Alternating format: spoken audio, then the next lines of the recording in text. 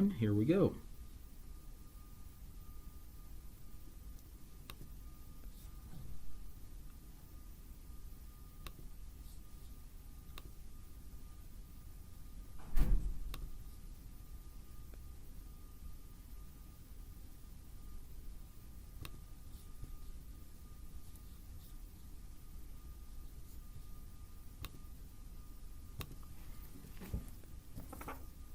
Okay, you should be able to see my screen now. And just to double check to make sure you can see my screen, can you tell me what you're seeing on your screen?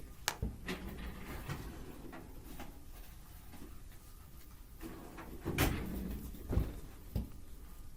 going to pull up the chat here just a moment so I can see what you're typing in. Scholar, thank you both. Okay, fantastic. So let's take a look at where we're at. Let me do the student view here.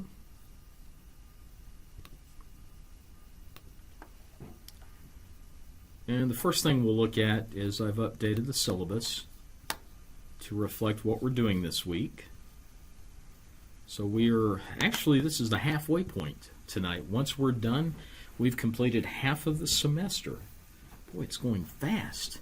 So we'll talk about, among other things, besides blizzards, we'll also talk about what makes a cold spell. So we'll define cold.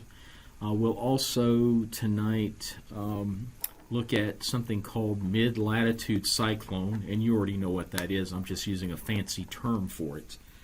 But a mid-latitude cyclone is basically a low-pressure center with a cold front and warm front attached. One of the things that we'll learn about tonight, blizzards are caused by not just low pressures, cold fronts, and warm fronts, but also the different surfaces above us. The 850, just for a review, can you recall what we use the 850 millibar surface for when we're analyzing that? Just want to make sure we're on the same page here.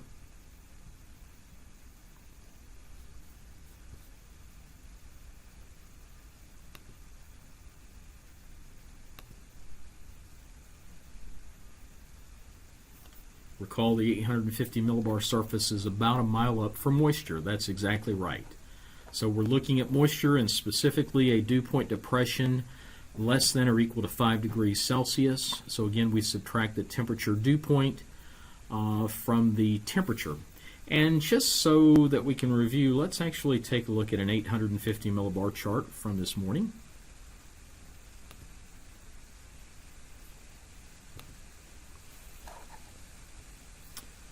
Oh, that's right. Hold on just a moment.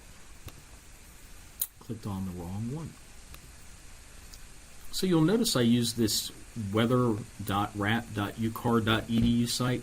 It's a great site. It's kind of like my one-stop shop all for looking at weather maps. Now obviously there are many weather maps out there, other sites, but this is one that I really like. Just simply because it has everything in these tabs and it's easy to navigate. So if I look at 850 millibars, I'll make this a little bit larger. Notice that it was from 12Z this morning, Wednesday the 4th, so that would be 6 a.m. this morning. And without even calculating dew point depression, you can notice a large swath of moisture from the northeast all the way back through Chicago, Iowa, back into Nebraska, and all the way back out to the west coast. So there's a narrow strip of moisture right in this area in the Midwest. In fact, so really we don't even have to calculate dew point depressions because it already does it for us there. So hold on just a moment here.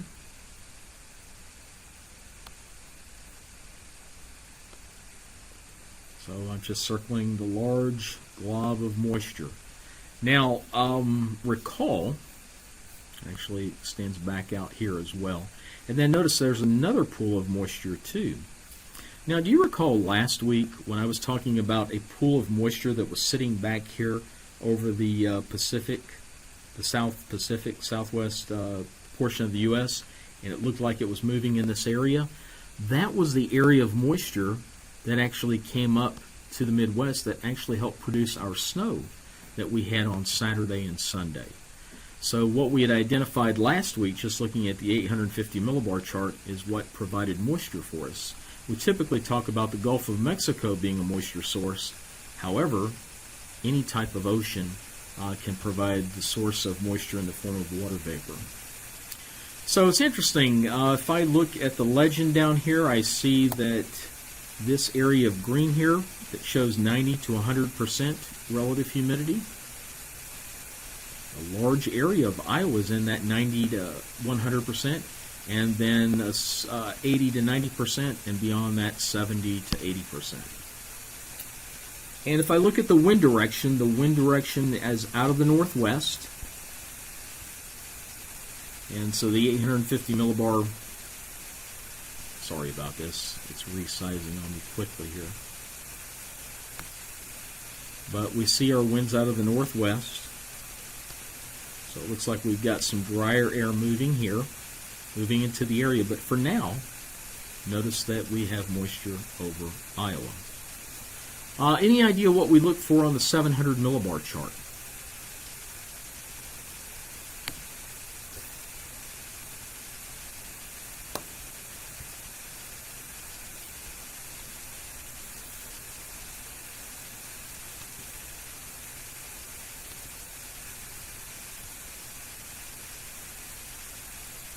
Upward moving air, that's correct.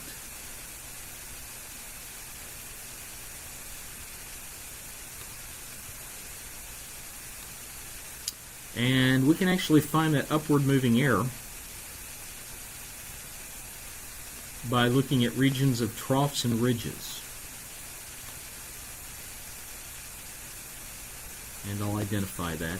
Because recall, to have clouds and precipitation, we need two items.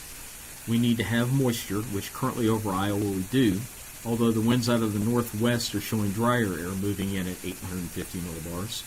But we also need a way to lift that moist air. And so if I go to the 700 millibar chart, and again that was 12Z this morning, I see a large trough just off to our west. And I'm kind of outlining the trough. I see what we call a short wave. Do you recall what a short wave is? It's a baby trough. So basically, anywhere to the east of this line, which is the base of the trough, is where you would have upward moving air. So there's a large area of upward moving air in our area. I see a ridge. And again, ridge is fair weather typically. That's where you have downward motion. So downward motion and upward motion. What about at 500 millibars? What do we look at?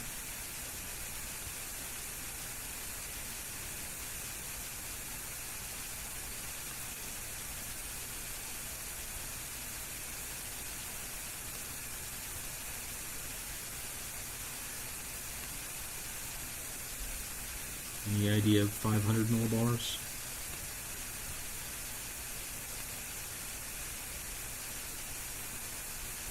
I'll give you a hint here.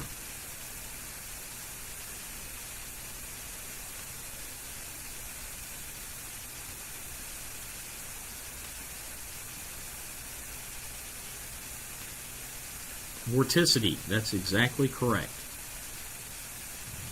I'm having a hard time getting back to this, so I keep having to open this. Here we look at areas of vorticity.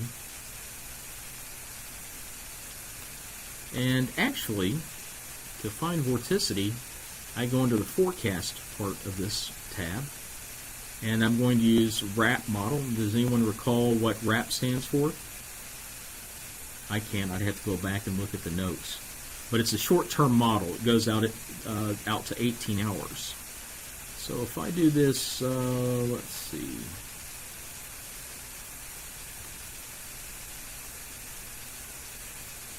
Actually, I do not have vorticity on this one. So I'll show you where we can get vorticity.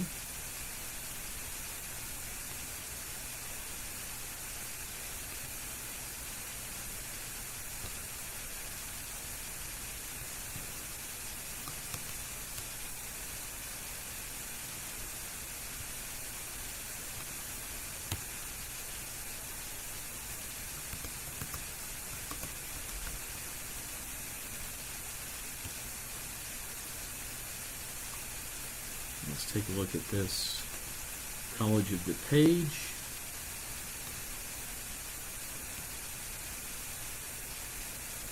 And they've got the different models here, but let's take a look at this 500 millibar vorticity loop.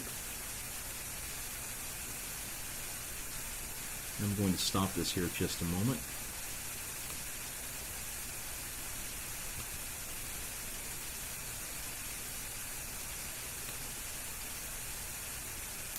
Okay, this was the North American Mesoscale model, NAM, one of the models that we talked about.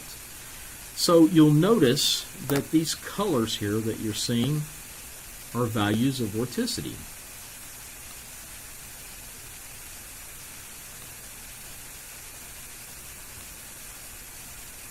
The numbers down here at the bottom, the red, purple, and deep blue are the highest values of vorticity. And higher values for vorticity means more upward moving air. So you'll notice what I'm going to do here is at 500 millibars I'm going to identify the trough, and I'm drawing a line through the base of the trough, and you'll notice the highest vorticity values are just off to the east of the base of the trough. So we've got a tremendous amount of lifting occurring up here over portions of Wisconsin. If we look over Iowa, we've got some moderate vorticity here. This yellow means values anywhere from 16 to 20. So we do have lifting here. We do have vorticity. Now this was valid at 18Z, which would be noon time. So let's just run this out and see how the vorticity moves through. Now hold on just a moment. Let me get this going here.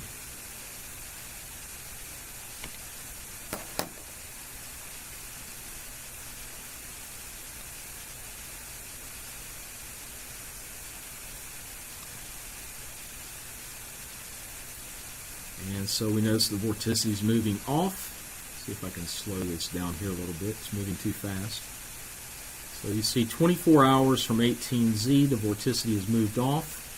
We come under, if I can back up here just a moment.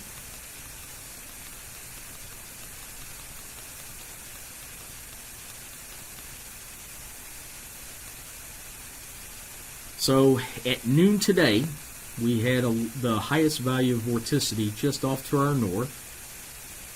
And you'll notice what happens to the trough as we advance forward. The trough continues to move eastward.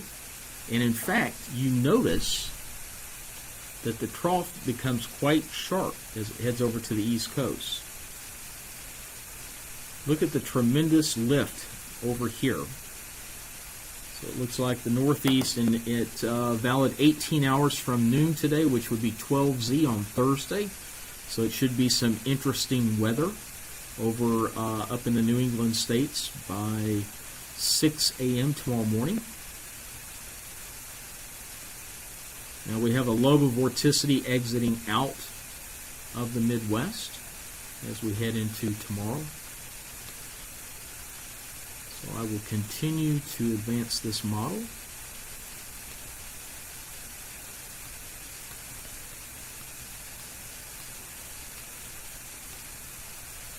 Now, what do you notice out here on the West Coast? What is this? I'm drawing a line through this. What is this feature at 500 millibars that I've drawn a line through?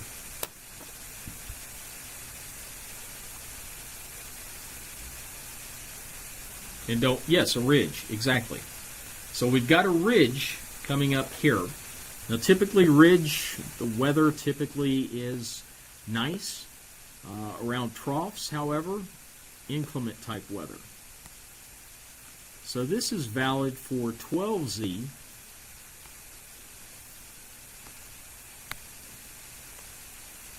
So 6 a.m. on Friday, so 2 days. So this is a 42-hour forecast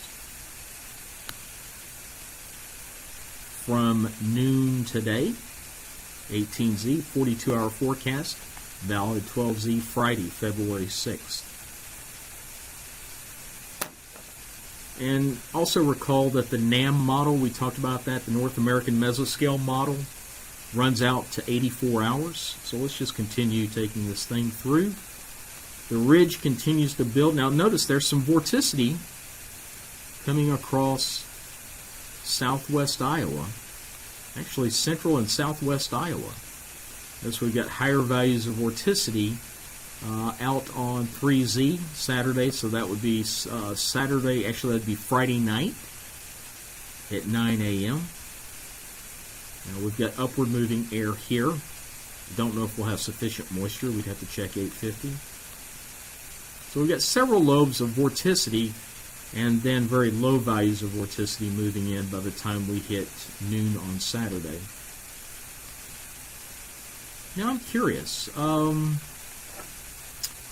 what would you call this feature here that I'm outlining?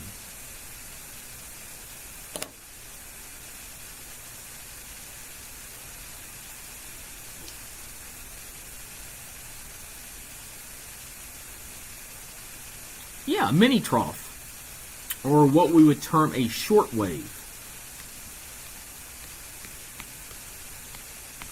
We could call it a mini trough, a baby trough, a trough wannabe, but the technical name for it is a short wave.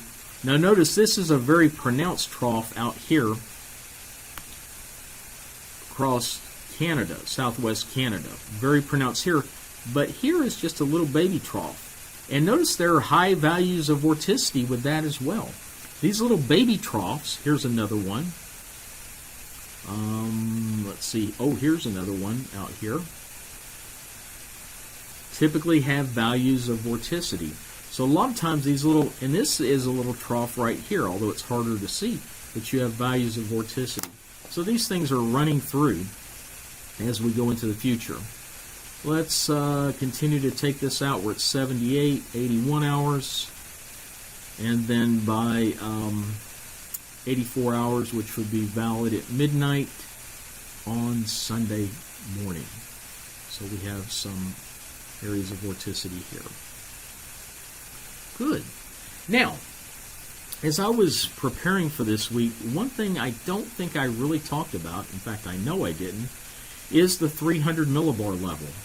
The 300 millibar level, and I'll show you this, is actually where this thing called the jet stream is located. Let's see.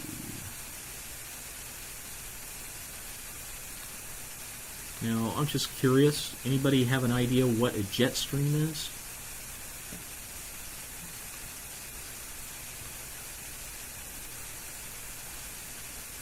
Like I said, I haven't talked about it, but I just want to see if you actually know what the jet stream is. The 300 millibar surface is roughly anywhere from 5 to 8 miles above our heads.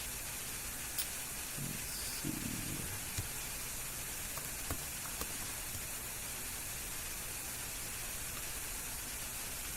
So if I go to upper air and I click on 300, what you're looking at here is wind speed in knots. You look down here, the different colors. As we get up into the pink, red, and magenta colors, we're talking about great winds greater than 100 miles per hour. Let's see if I can... So just looking at this map, where is the fastest winds at 300 millibars occurring at currently across the U.S.?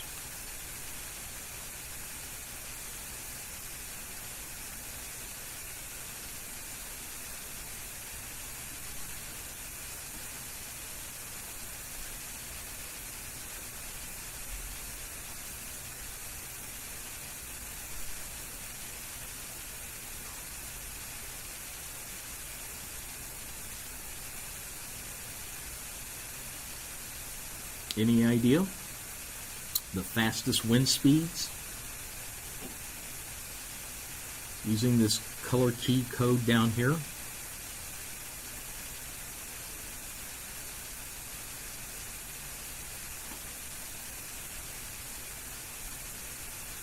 120 knots.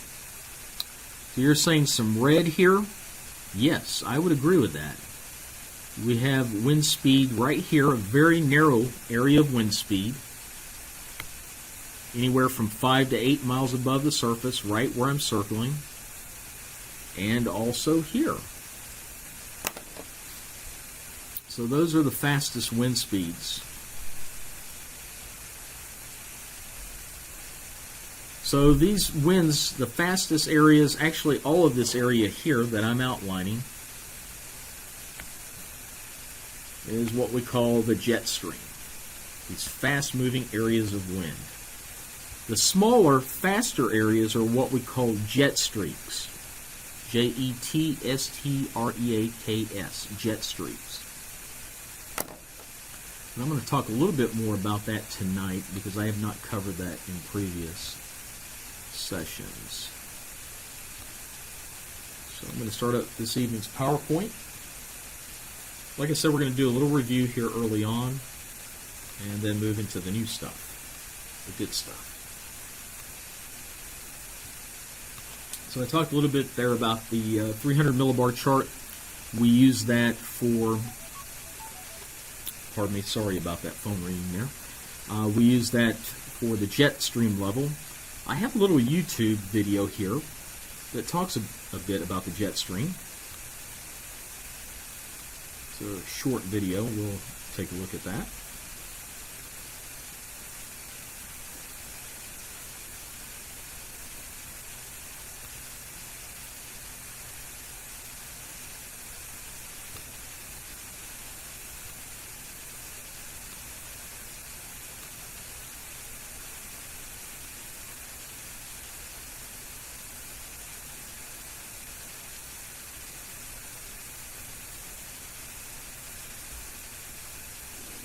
Hello, this is the National Weather Service New York office, and this evening we're going to be talking about the meteorology behind the upcoming colder weather for later this week and into the weekend.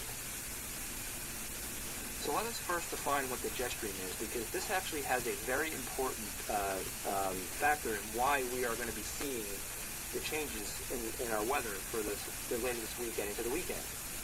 The jet stream is a band of strong winds in the atmosphere that controls the movement of high and low pressure systems and associated fronts. It is usually found at 30,000 to 40,000 feet above the Earth's surface. It owes its existence to the large temperature contrast between the polar and equatorial regions. The position and orientation of jet streams vary from day to day. And general weather patterns, whether it's hot or cold, wet or dry, are closely related to the position, strength, and orientation of the jet stream. So let's take a look at what the jet stream looks like at 30,000 feet here this evening at 8 p.m. And what you're seeing here on this map. And just you notice the fastest winds here are up in Canada. And from the legend right there, it looks like we're talking about 140 to 150 knot winds there. That's what we would call a jet streak, the fastest moving area of winds. This color shading is basically the strong belt of winds above our heads at 30,000 feet. And where the white lines here, the winds are generally following these white lines parallel. So your winds are blowing from southwest Canada into the U.S. and then following these lines and then making their way back towards the north and northeast across southeast Canada. This is a trough in the jet stream, and this little area here is a weak ridge. And the strongest winds are to our north right now, which is why we've been relatively mild, and we will continue to be this mild as we head into Tuesday into Wednesday. But this trough feature right here is allowing that cold air to come out of Canada and the Arctic regions. 8 a.m. Tuesday, there's that trough again with the strongest winds well to our north. At 8 p.m. on Tuesday, you're seeing some stronger winds develop here across the Great Plains as this trough continues to amplify and slowly shift to the east as we have ridging going on over the northeast and southeast Canada, keeping us relatively mild. By 8 a.m. Wednesday, this upper trough and strong belt of winds is beginning to make their way toward the east.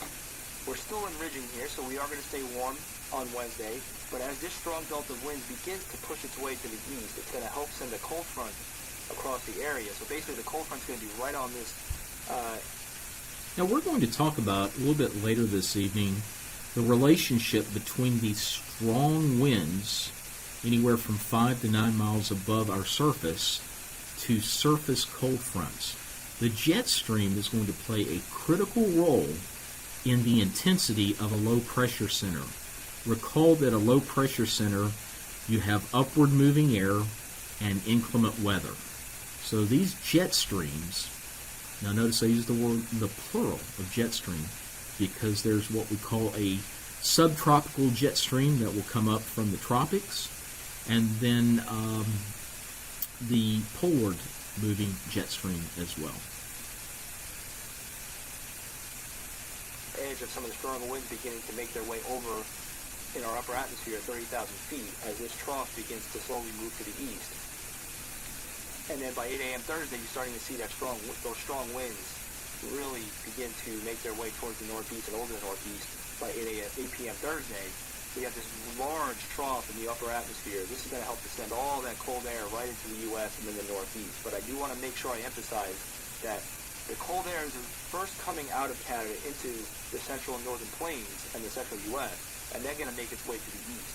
So it's going to be modified. We're not going to be seeing the type of cold that the northern plains are going to be seeing in the next few days. As we move on into Friday, you see this upper trough axis beginning to move to the east, with the strongest winds actually now going to be well to our east by 8 p.m. Friday. So this is where we're going to see the coldest air as we head into the weekend. On 8 a.m. Saturday, you see that strong belt of winds well to the south, well to the east, and then a new area beginning to develop in the northern plains and the northern part of the U.S. and southwest Canada as more colder air is going to begin to enter the U.S. as a new trough begins to develop. As we head into later in the weekend, this is now 8 p.m. Saturday, you see this trough beginning to develop here, and then that makes its way towards the east by 8 p.m. Sunday.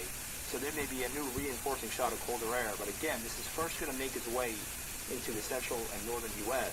before it heads to the east. But this pattern in the upper atmosphere is going to help bring that cold air into this country and then eventually to us here in the northeast. What does this look like at the surface? This is a surface forecast map at 8 p.m. on Wednesday. There's going to be a cold front just off the coast with an Arctic high pressure system at the surface moving out of southwest Canada into the northern and central U.S. This is the main source of cold air in the lower levels. And what's going to happen is this high pressure is going to ridge to the east over us over the coming days. So the cold air is going to move in behind this front, but we're not going to be seeing the really cold air that the central and northern U.S. is going to be seeing. By 8 a.m. Thursday, that high is still centered over the northern plains. So we are going to see colder air, but it's not going to be to the degree of what they're seeing here in the central U.S. By Friday... Now, just a reminder that winds around high pressure are counterclockwise. I'm sorry, clockwise. As I'm drawing, winds around high pressure are clockwise. So the colder air up in Canada is moving like this, and then you have warmer air moving up from the southern on the west side of a high.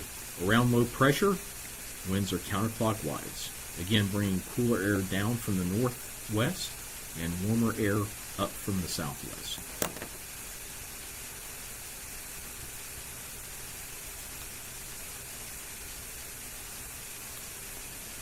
8 a.m. Friday and then 8 a.m.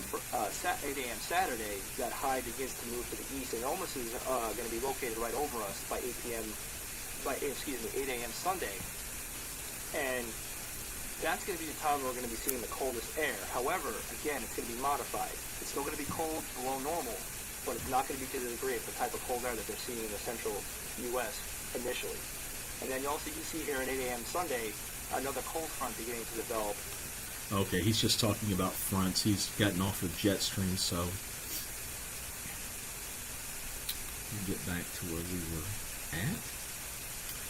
Okay, so let's just, again, just a reminder, just a little bit of a mini review. Last week we were talking about atmospheric models. So RUC has actually now been updated to RAP, no longer RUC, and I cannot recall let's see, wrap. It's kind of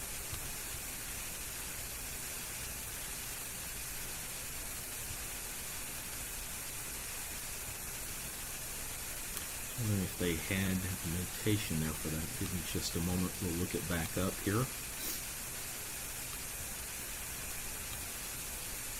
I know when I see it, I'm going to go, oh my goodness, of course.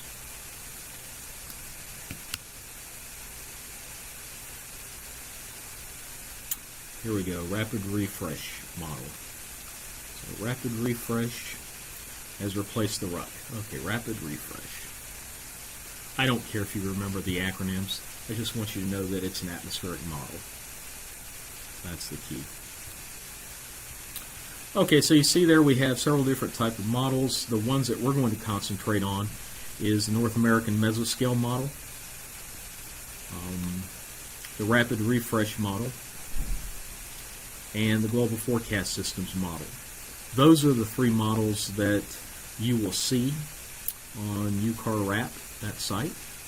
So, Rapid Refresh, North American Mesoscale, and Global Forecast Systems model. Recall that RAP only goes out to 18 hours, North American Mesoscale goes out to 84, and then the GFS goes out to 192 hours. So that's over a week.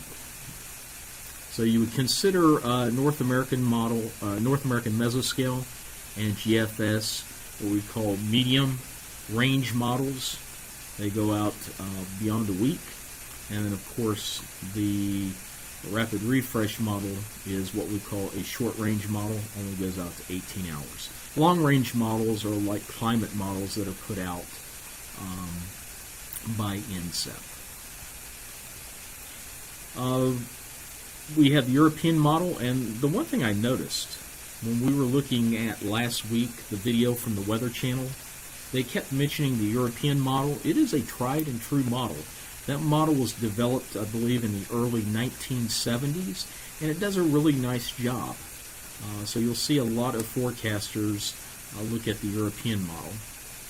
NGM used to be the NASC grid model. They were using the NGM back when I was in school about 20 years ago. That is now phased out. Vorticity. So here are some of the products that these models put out. Vorticity is one. If we were to go and look at the following website, Unisys weather website,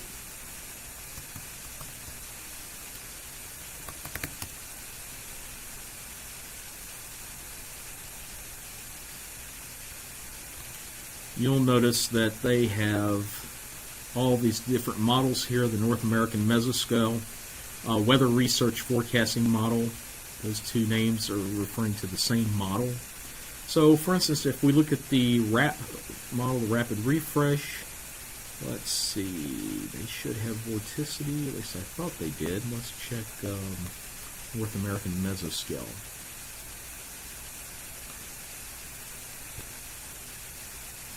So notice 500 millibars, A-vort is absolute vorticity.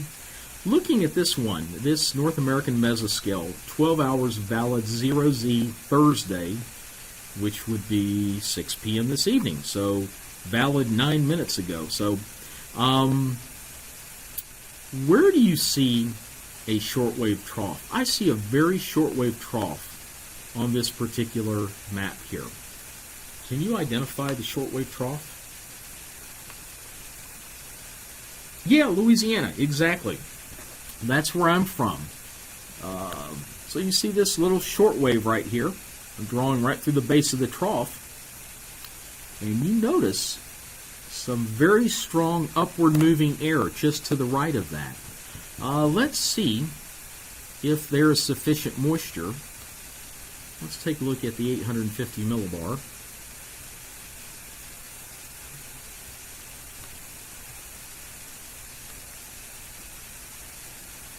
Oh, let's see. Let me go back here. We'll go to forecast. And let's see.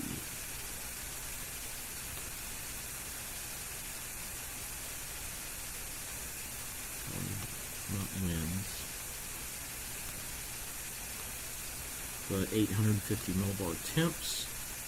Ah, look at that. Sufficient moisture there. I wonder if they're getting any precip down in Louisiana, because there's 90 to 100% relative humidity. We see vorticity down there at 500 millibars. Let's check 700 millibars and see if there's a short wave there. Yes, check out that short wave there. Right through there. So, looks like we've got all the ingredients for precip. Now, I haven't looked at any of this ahead of time, so let's check and see if we have rain down where I'm from. In fact, I am from this area right here, Lake Charles, Louisiana. Let's see if we can find a radar. See if we can find us some precip. Up, right there. So it's just out ahead of that trough. Got a little bit here. So there you go. Let's see if we can take a look at a national radar. There you go. You got some of that precip down there where that short wave at 700 and where the vorticity is at 500. Okay.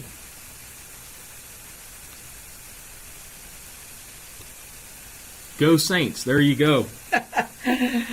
I'm actually a Chiefs fan, but hey, it doesn't hurt to root for the Saints, right? Now, this is a map of vorticity here. We've already taken a look at that. So what the author, recall this was, what the author has done is identify the short wave. So the short wave is in this area here. So they've drawn right through the short wave, and the area of vorticity is right there marked by that X. Another short wave identified in areas of vorticity. Now what they call these areas of regional maximum vorticity, they call it vortmax, a vorticity maximum. In other words, a maximum area of upward moving air.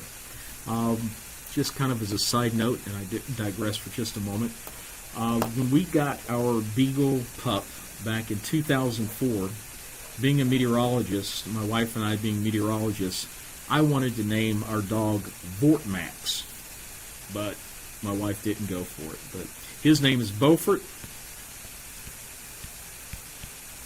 and he's still around, but I wanted to name him Vortmax. Sorry, just had to step aside there for a little bit. Every time I see Vortmax, I think of that. Okay, this is something that I have not talked about, but I think it might be something interesting for you to know about. It's something called vertical velocities. And vertical velocities, just what it means is upward or downward moving air. You'll heard it referred to as VV or upward vertical velocities. It just measures how much the air is rising or sinking. Now I can show you a map that actually has vertical velocities.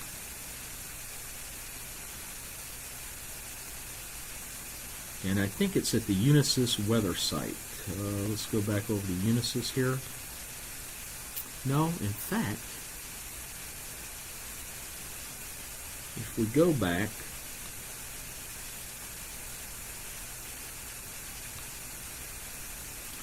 to UCAR wrap and click on this 925/850 mixing ratio. Mixing ratio is just a fancy word for moisture. We can look at this thing called 700 millibar, 500 millibar vertical motion. These are the vertical velocities that we were talking about. So let me make this a little bit larger. You've got several maps here, but we want to concentrate on this 700 millibar vertical motion. Now these positive values here 5, 10, 25, 50 is an indication of upward moving air, which is what we want. The strongest upward moving air as of 22Z, which would be 4 o'clock this afternoon, was here off the eastern seaboard, southeast coast, mid-Atlantic region. And then we also had some upward vertical velocities in Louisiana, and recall that's where we have the precipitation occurring. And look back over here. Tremendous amount of upward moving air. So vertical velocities is just another map that you can look at to see where things are moving upward. But, you know, I don't want to inundate you with too many maps. So just stick with the 700 millibar short waves and the troughs, and the 500 millibar vorticity for upward moving air. But I thought it was something I would just mention to you. Okay, what questions do you have at this point?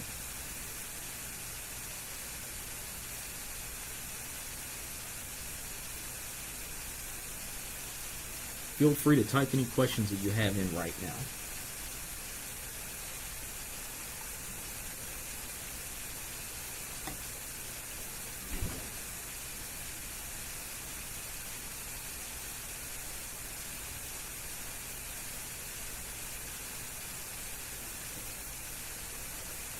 If you have no questions, just type in no questions. I just want to make sure I'm addressing anything that you might have.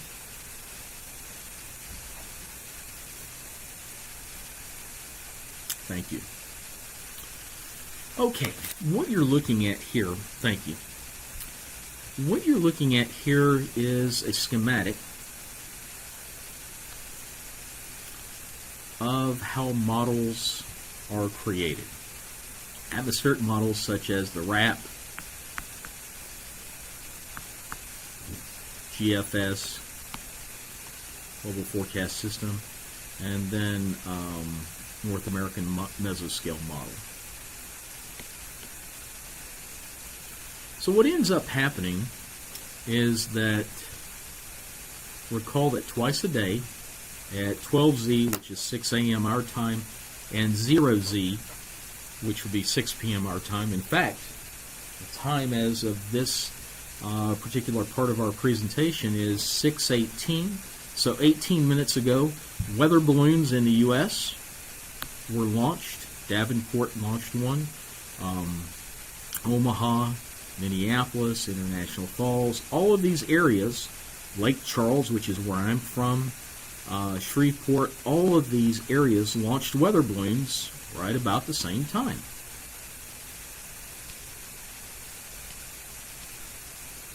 And so those weather balloons, recall I showed you a video during our first class period, and these weather balloons measure temperature, they measure moisture, they measure wind speed, wind direction at different levels of the atmosphere.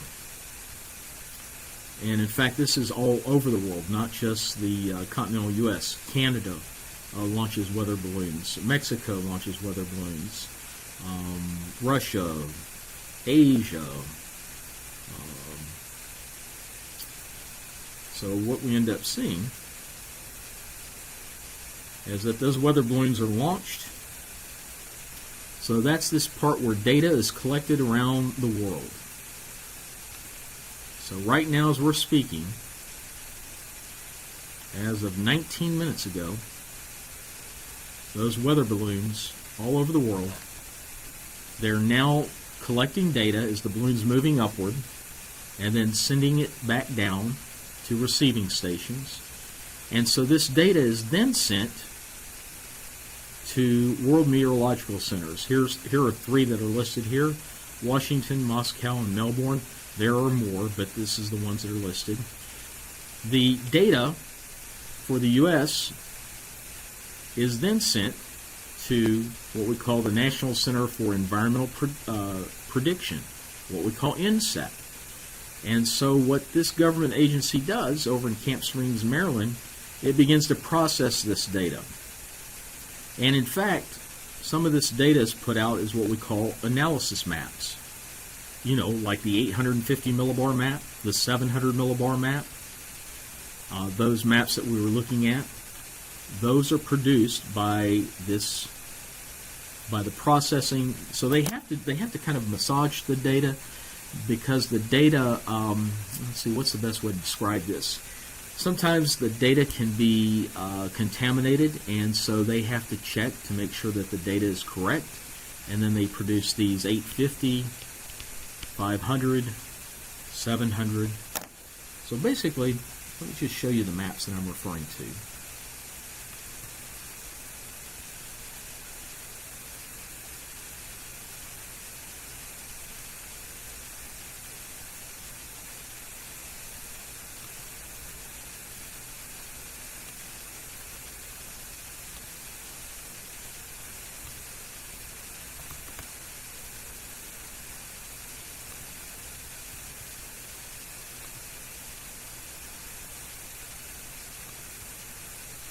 So these upper air maps from this morning, the 700 millibar map. So these are the maps that are produced from the data from the weather launched balloons. Now again, this was from 12Z this morning. The 0Z launch, now 22 minutes ago, is still collecting data. It will take about 2.5 hours for the data to not necessarily be received, because the data is being received in real time. But then this step here, where they have to process it, then they can produce analysis maps. It will take us to about 8:30 or 9 o'clock before those new 850 millibar, 700 millibar, 500 millibar maps are produced. Now, they also do something else. The data from the balloon is what is used to produce what we call grids for initializing the numerical weather prediction models. So these, we go back here a second, and we go back to UCAR wrap.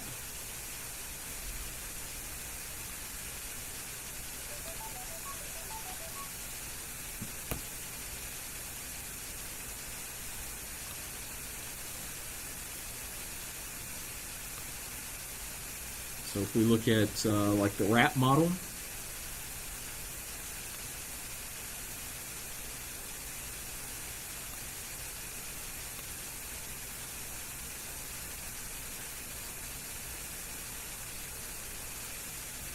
so the data that we get, let's see, there's actually a better way to describe this.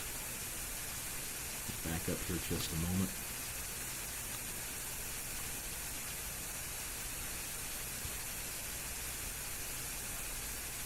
My mind is moving in several different directions right now, trying to best explain. So that data that we're receiving from the balloons, what they will do, and I'm going to go back to the wrap because that would be the best example.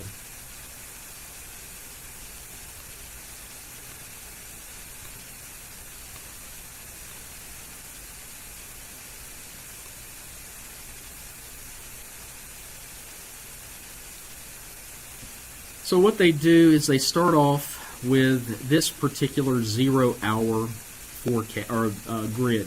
So the 2200 is basically 4 p.m. Well, that's not actually going to. I'm trying to find the best way to explain this. I know what I want to say, but actually getting it out. Okay, this would be a better example. So for each of these boxes here, recall this is the domain.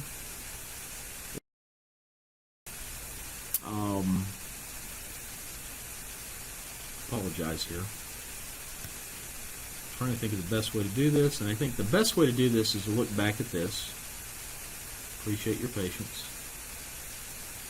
So the actual equations that they use, so if they're going to predict temperature, let's say for 3 hours from now, or if we look back at the RAP model, the rapid refresh model. So they start off, they do a 1 hour forecast, a 2 hour forecast, a 3 hour forecast.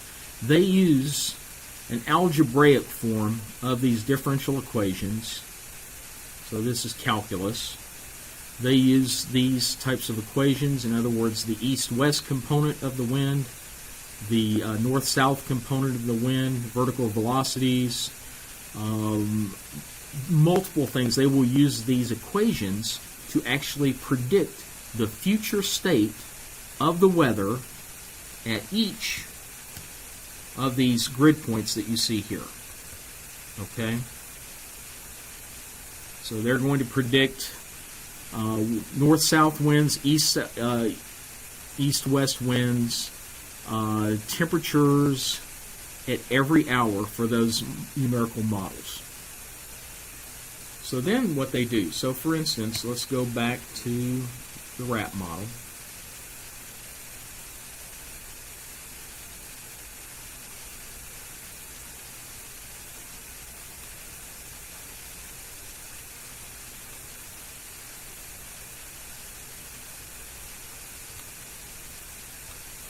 So actually what I'm going to do is I'm going to go out here to NAM. So they have their initial 0 hour, let's just say vorticity. So this morning at 12Z, 6 a.m. our time, they took the data they received from the weather balloon, which would have been about 9 o'clock our time by the time they produced this map. And they have areas of vorticity throughout all of North America. And they came up with values of vorticity from algebraic expressions of those differential equations. So they used some fancy math, is basically how we'll put it, to produce this map at 12Z. Now recall with the North American model, North American mesoscale model. I'm wondering why I can't page back from this. Oh, there we go, finally. So they do a 6-hour forecast into the future, and they came up with this values of vorticity. So notice down here, so this was a 6-hour forecast valid for noon today. Notice that area of vorticity out to the west of Louisiana.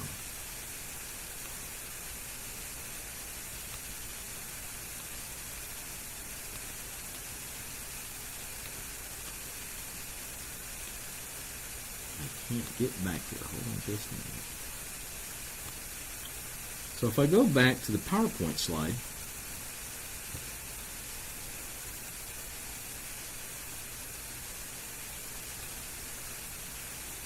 so what they've done is they've taken this data that they've received from the weather balloon, made maps such as 850, 700, and 500, but at the same time they also used it to produce forecast maps using their models such as RAP, NAM, and GFS. And so they run it, for instance, for the NAM model, the North American Mesoscale, they run it for 6 hours. Then they take that data from 6 hours later, plug it back into the model, and run it for another 6 hours, which produces a 12-hour forecast. So they take that data that's produced by the 12-hour forecast, run it out 6 more hours, and produce an 18-hour forecast. And they continue to do this until they make forecast out to 84 hours. Now, they just don't look at the surface, but they take the mathematical equations that you see here. They actually can't solve these equations, but they put it into algebraic form. And they do this for these different levels of the atmosphere. Now let me ask you this. Why do you think the levels near the surface are packed in here? Any idea? Notice that the vertical resolution is most dense here at the surface, and as we begin to move up, it begins to thin out. Any idea?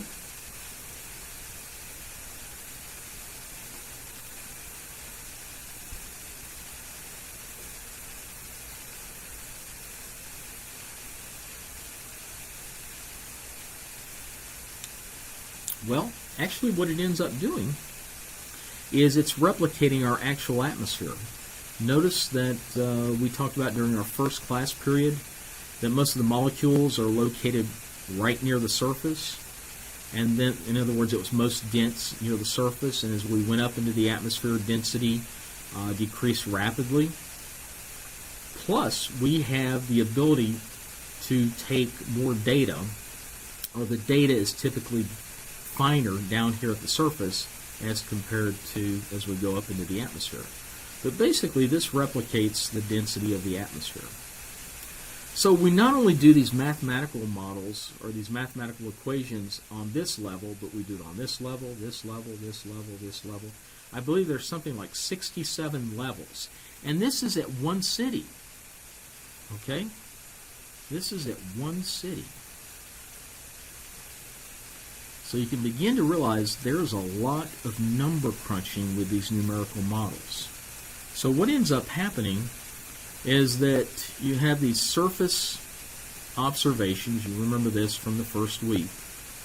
And when we talked about processing, synthesizing of environmental data, that processing shows up here as isobars at the surface. So you notice here in Des Moines, back on 0Z, April 19th, 2004, we had a barometric pressure of 1,003.7 millibars. But if you look here with the processed data, the synthesized data, it looks like these are every 3 millibars, 994, 997, 1,000, 1,003, 1,006. Looks about like 1,005 where Des Moines is at. So notice the actual observation is 1,003.7, but the actual map that was created shows 1,005. So the data here is smoothed and corrected. I shouldn't say corrected. The data is smoothed so that we can actually show pressure here across all regions of the U.S. So basically what I hope you get out of this part of it is that there's a lot of work with the data to get it into the maps that we can use to help forecast the weather. This particular map that you're looking at here is what we call a spaghetti model, or it's actually the inset ensemble model. So for this, what they'll do is they'll run a model like RAP or like NAM or GFS, and they'll change the initial conditions. So let's say, what I mean by initial conditions, at the zero time, in fact, let me go ahead and show you this. It'll make more sense if I just show you instead of trying to tell you. I know you're getting more detail than you probably want. So, for instance, this is the temperature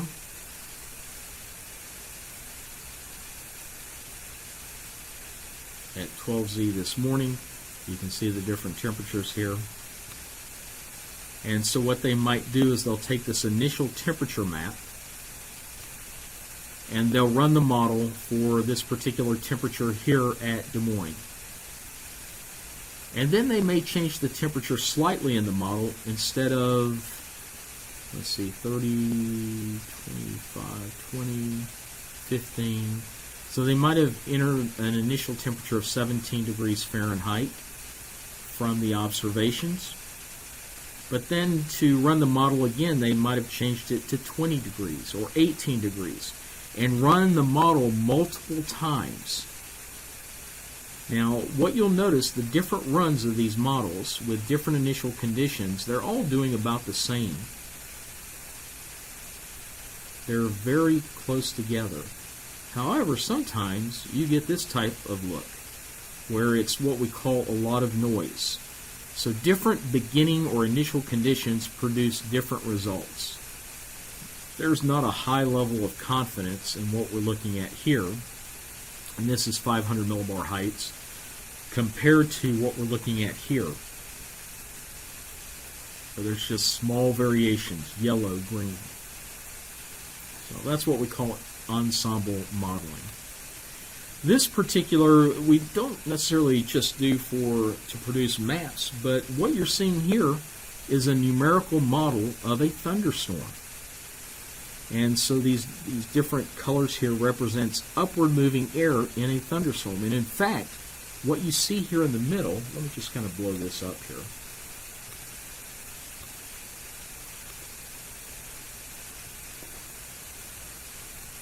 If this represents a thunderstorm, and I'll outline the thunderstorm here. So basically all of this area is a thunderstorm.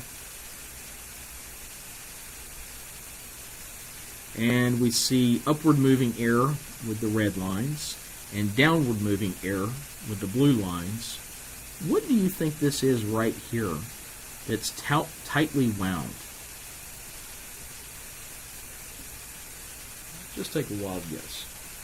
In the middle of a thunderstorm that they've modeled on a computer using those equations that I showed you. Yeah, a twister, exactly, a tornado. So there's a lot of research that occurs with numerical models can be research-based and they can be operational-based. So the National Weather Service, they have operational weather models that help to forecast temperatures, precip, and then you have research models typically found at universities that study different conditions to create phenomena like tornadoes in their computer program.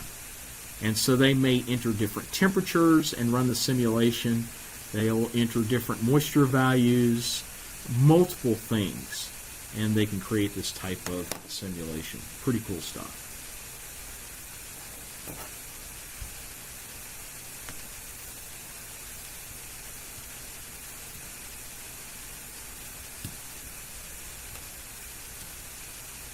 So kind of just as a summary here for models, and then we're done with models, at least reviewing them. You see here you've got the model name, who runs these models, the resolution, the horizontal resolution. Keep in mind, the smaller the resolution, the better the model can replicate small scale features. Where the model is being run over, so the North American mesoscale model basically covers North America, and it goes out to 84 hours. It's run 4 times per day. You see here 0, 6, 12, and 18Z. Another model that we look at, the GFS model, is also run by INSEP out of Maryland. And its resolution for the first 7 days of running the model, so they produce, recall that the GFS runs out to, 384 hours. So when they run the model, days 1 through 7, the resolution is 35 kilometers, and then days 8 through 16 out to 70 kilometers. So it gets a little bit iffy once you start increasing the horizontal resolution. And so you see the range out to 16. This is a global model. And there's the RAP, used to be known as RUC. So the different models and what they do. Okay, we are done with models. I think we've done a good job of, you guys have shown me that you know what to look for in terms of weather maps. In other words, different charts, 850, 700, 500. So before we get into blizzards, we know that blizzards occur in cold weather. So let's take a look a little bit. Let's just spend a little time here on cold waves and how they're produced. So this particular picture you're looking at is from Fairbanks, minus 45, actual temperature there when this picture was taken. So a little chilly up there. What you're looking at here are record low temperatures. Actual observations began in the late 1870s. So really we've only been taking surface observations for roughly 140 years, not that long. And upper air, we've only been doing since, I think, the 40s, the 1940s. But down in my neck of the woods, you can see that negative 16 up in Shreveport is the lowest. The Panhandle of Florida, minus 2. Check out Alaska, minus 80. So the coldest temperature we've recorded is minus 47 in Iowa. So that's pretty cold. Of course, the coldest is up here, North Dakota and Minnesota.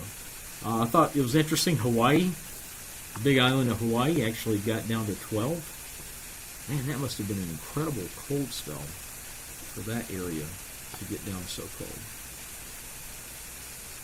So let's talk a little bit about how cold air begins.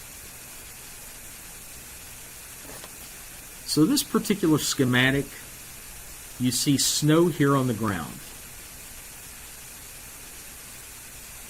And what you see here is what we call long wave radiation, or energy leaving the snow. And in fact, if you have more energy leaving the snow than coming in from the sun, what happens to temperatures? Okay, Liz, this is a little bit of the original course here. But if you have more energy leaving the snow than coming in, what happens to temperature?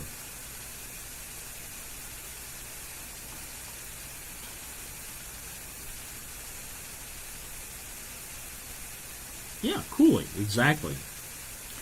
I mean, I don't know about where you guys are at, but and I know you had snow down there. We had quite a bit of snow in Ames, and it's snow covered, and it's cold. And the reason it's cold is because sunlight, most of it's reflected away from the snow, so it can't be heated up. And snow is a very good radiator of energy away. And so what you see up in Canada and up in the Arctic Circle, you see a lot of snow and a lot of ice. Oh, this is interesting. I can no longer erase this. Oh, there we go. So yeah, this particular schematic here, in the wintertime, this is depicting snow. And so if we're radiating more energy away up into the atmosphere than coming in, especially in the wintertime, when north of 66 degrees north latitude, it's night all the time, it begins to get colder and colder, and cold air is more dense than warm air. And so what will end up happening, cold, dense air just doesn't sit there. What happens to cold, dense air? So you've got cold air up here over North America. Now again, this represents snow. So what do you think happens to that cold, dense air up there in Canada?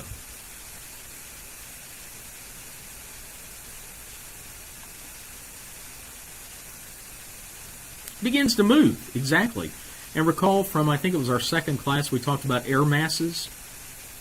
This is an example of a continental polar, okay, dry, cold, or continental Arctic, dry and really cold.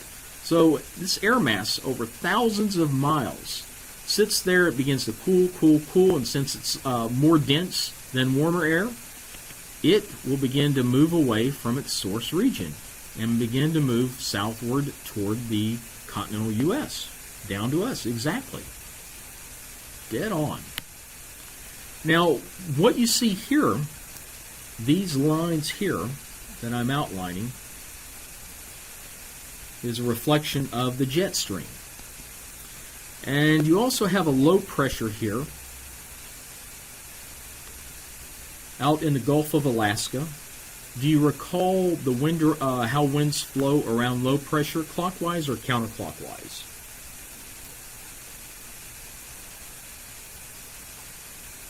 Counterclockwise.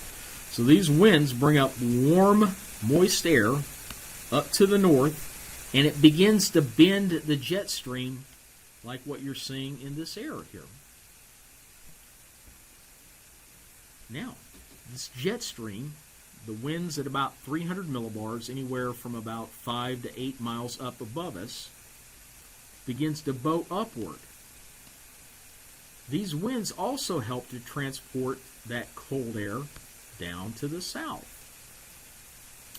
Now, so not only does the cold air mass up here move on its own because it's more dense, the upper air pattern also helps to move it down toward us. So let me ask you this question. What if the jet stream was like this, flowing west to east?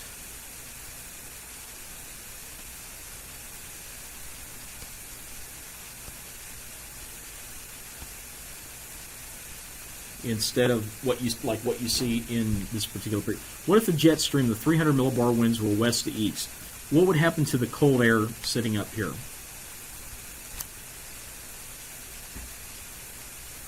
Yeah, it would stay there. Exactly.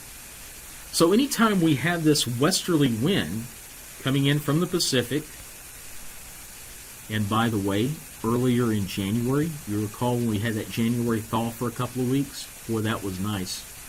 Our jet stream winds were coming in from the west instead of the northwest.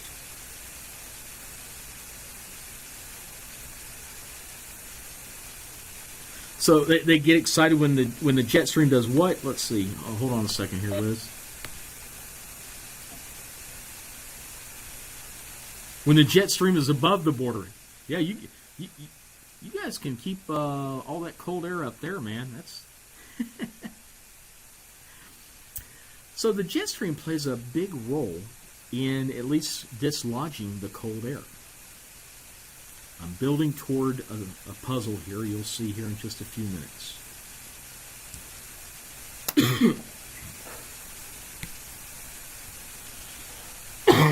Now, in this particular series of maps, notice we've got A, B, C. These are all surface maps. Okay, these are surface maps with lows, highs. And then these are upper air maps, jet stream maps, D, E, and F. Okay, so surface over here,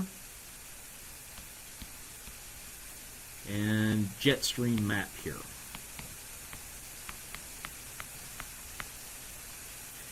Now, notice here the jet stream is bowing down toward the U.S.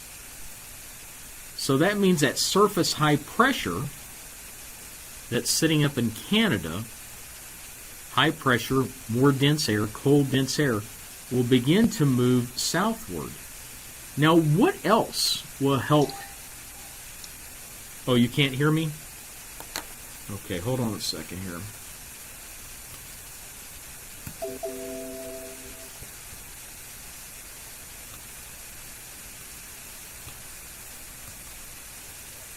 We'll pause just a moment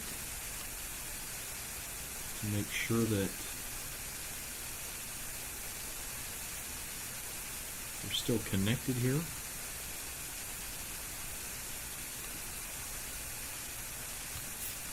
James, can you hear me?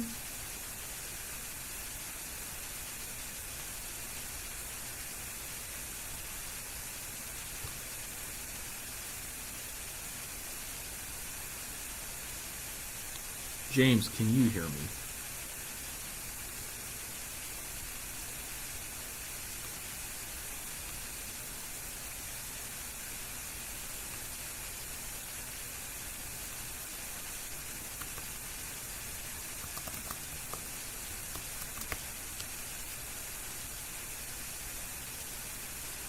Liz, can you hear me now?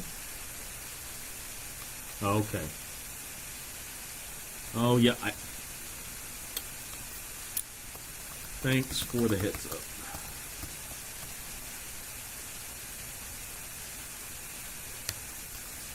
Let's see here. Ah, there we go. Thank you for helping me out with that. When I went up there, I must have clicked on mute me. So I assume you can hear me now. Thank you.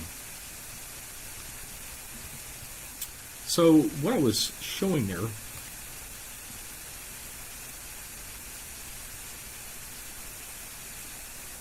so Liz and James, did you hear what? Yes, you guys did hear me when I was talking about the jet stream being more west to east. And so then what I did is I went to the next slide. And so I talked about A, B, and C being surface maps.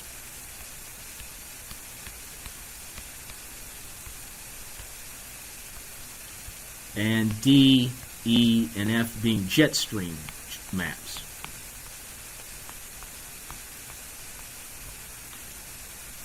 So again, notice with the way the jet stream, these isohips, the way the isohips are oriented, winds are coming out of the northwest, and high pressure represents the cold, dense air that begins to move towards the southeast, so it's coming in from the northwest. What else is helping to bring this cold air down south? Anything else on this map? So I said the jet stream winds, the orientation of the isohips, is helping to usher this cold air southward. What else is helping to usher this cold air southward? Something else on this map.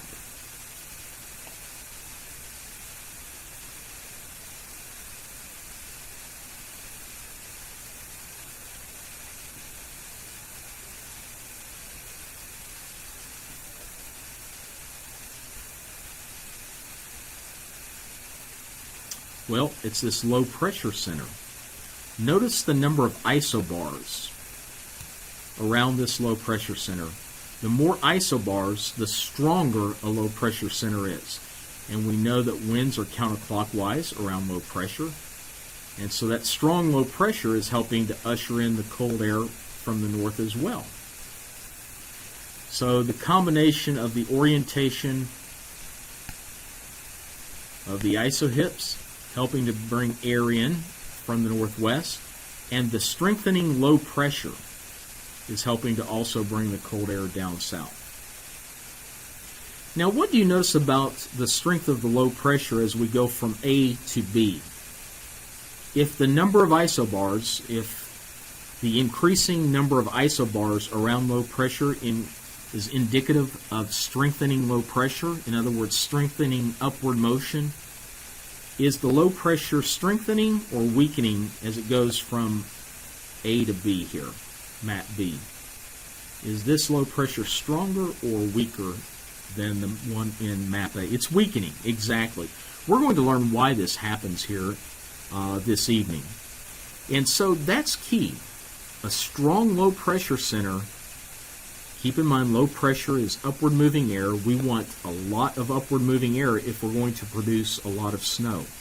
And so we'll learn why this low pressure continues to weaken as we go through.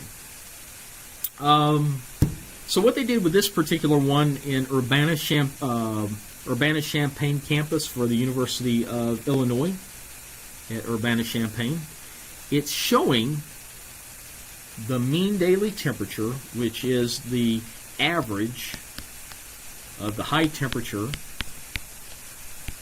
and the low temperature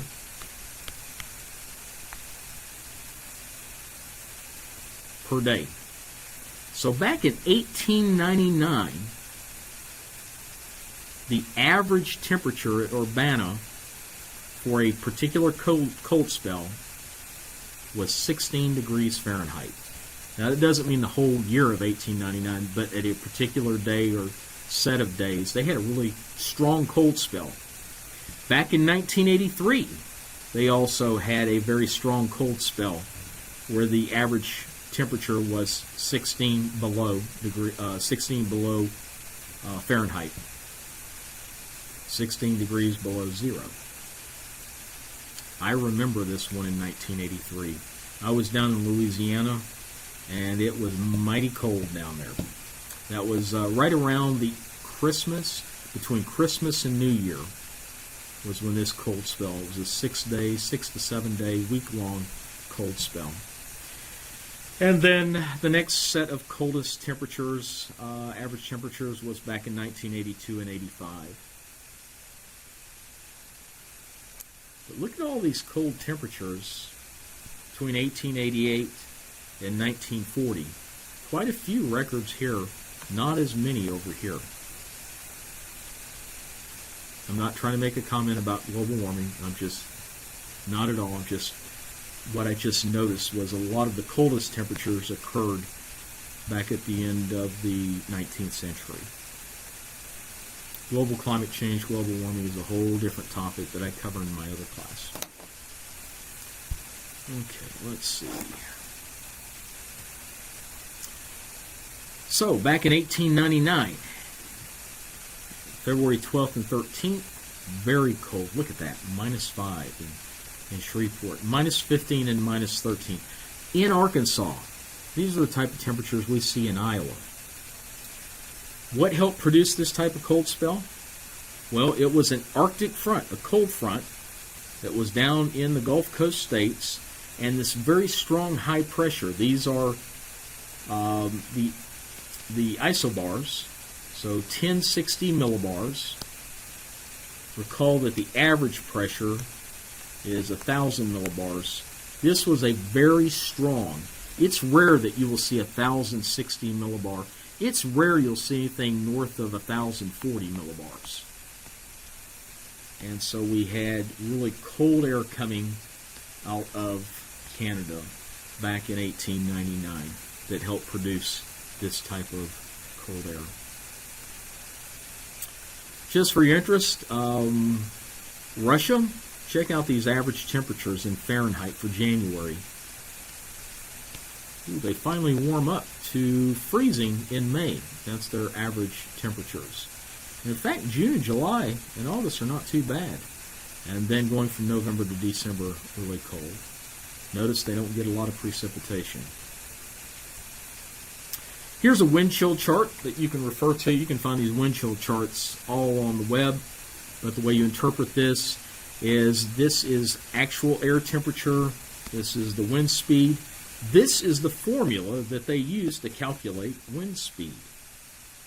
And so they have this numerical value 35.74 plus 0.6215 times temperature, air temperature, minus 35.75 times the velocity of the wind speed raised to the 16/100th power, and so on. Complicated formula, but you see here, if you have an actual air temperature of minus 45 and a wind speed of 60 miles per hour, your wind chill is minus 98 degrees Fahrenheit. That's what it feels like. Everything in purple here, you have about 5 minutes before you experience frostbite. The coldest wind chill I've ever experienced in Iowa was back in February of 1996. We had a minus 69 wind chill.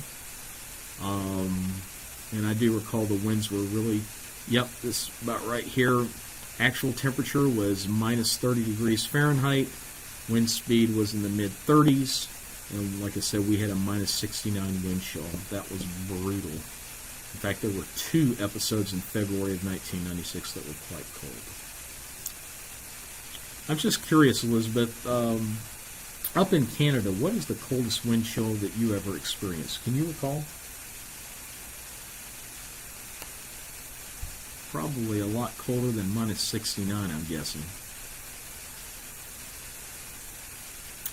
Okay. We're going to talk about blizzards here, but we're going to take a break. It's 7 o'clock, minus 42. Okay. Not as cold. Oh, that's good. You were close to the border. Okay. What about you, James? What was the coldest wind chill you ever experienced? So we'll pick up here in just a few minutes. We're going to take a break at 7 o'clock right now. We're going to return at 7:20. And we're going to get into blizzards. I've got a couple of videos to start off with when we get back from break. So I will see you all at 7:20 here.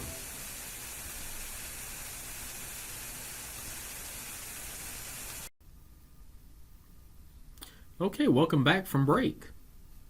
It is 7:21. We are now going to move into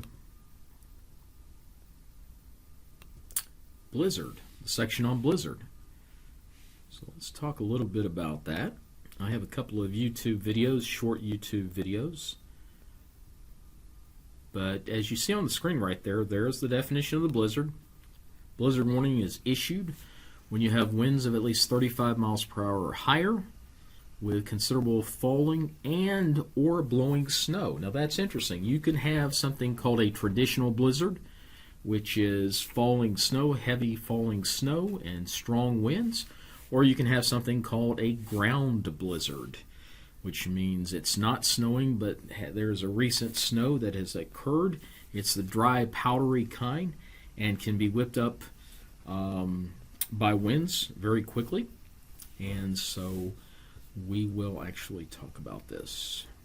The visibility is limited to a quarter mile or less, and these conditions will extend at least 3 hours.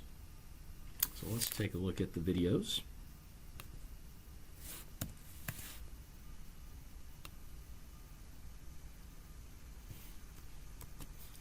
And I want to double check, are you both with me now?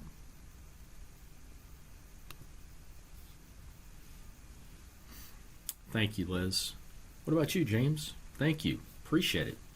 All right, so let's take a look at this first YouTube video on blizzards.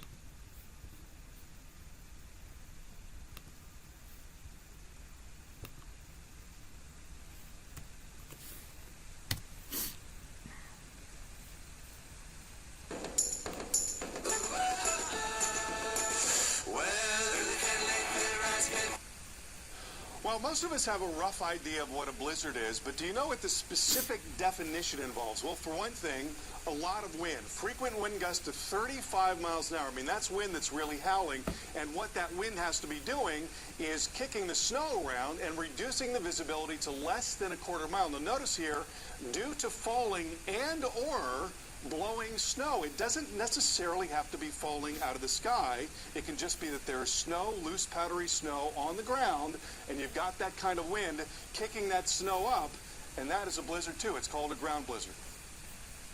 All right, that is from the Weather Channel.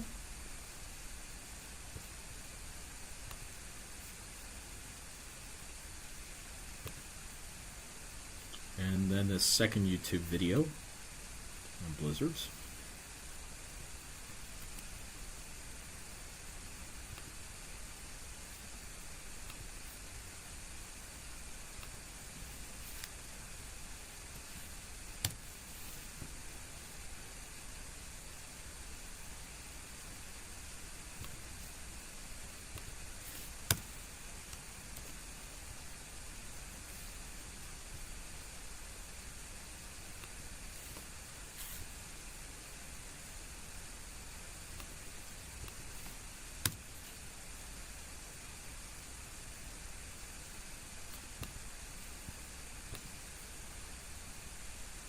Might help if I actually get the entire URL.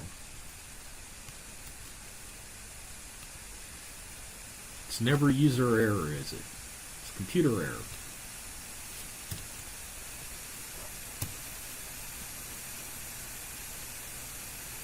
Hey guys, and welcome to That Was History. I'm Cliff Langston, and today's topic's a bit on the chilly side. Right now, we are enjoying the cold month of February, and many of you in the northern states of America and countries far from the equator know that it means snow, and lots of it. Heck, even I've had some snow this year for several days, and I live in Georgia. But when snow hits the south, bad things happen. I'm sure some of you saw the headlines about Atlanta going into crisis mode with only a few inches around. Honestly, I think after 4 seasons of The Walking Dead, we are more prepared to fight off zombies than to deal with another round of snow. Like I said, when someone gets hit with snow, bad things happen, and I've got the perfect example from history to prove it. On February 11th of 1899, a severe cold wave hit every single part of the east coast of North America from Florida all the way up to Maine. The sub-zero Fahrenheit temperatures were about to set up the United States for disaster. By February 12th of 1899, snow was falling across Florida and was heading west towards New Orleans. As the storm passed the Florida Peninsula, it intensified and rapidly moved up the eastern United States. High Point, North Carolina would record 10 to 12 inches of snow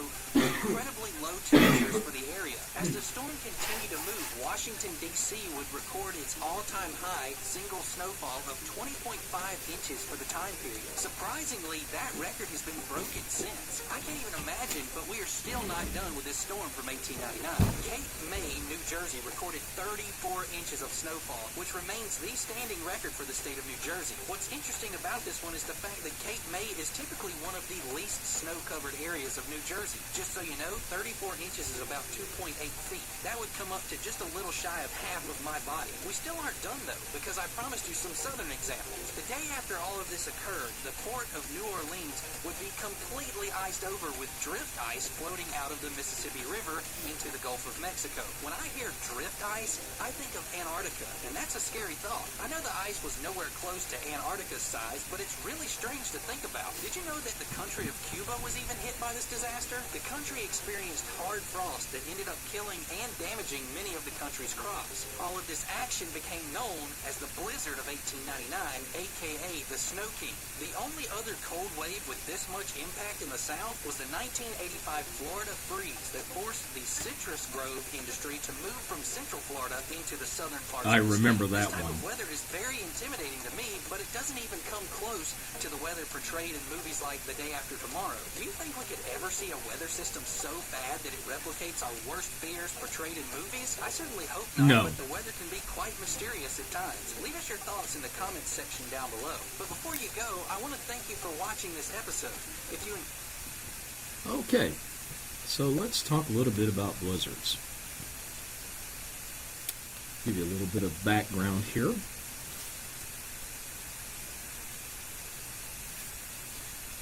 So from 1959 to 2000, what you're seeing here is the probability of blizzards occurring. The annual probability, the yearly probability that your specific area will be impacted by a blizzard.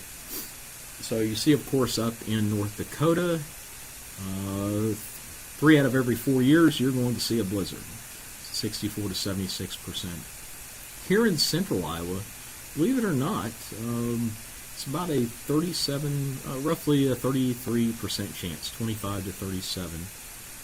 Actually, right around 30% if you average this out. 30% chance of having a blizzard in any one particular year. Although it seems like I don't think we've actually had a blizzard this year that have met the criteria. I'd have to go back and check.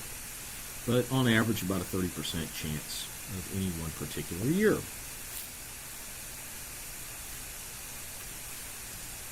Now, we look at blizzards by counties. I'm going to try to blow this up a little bit here.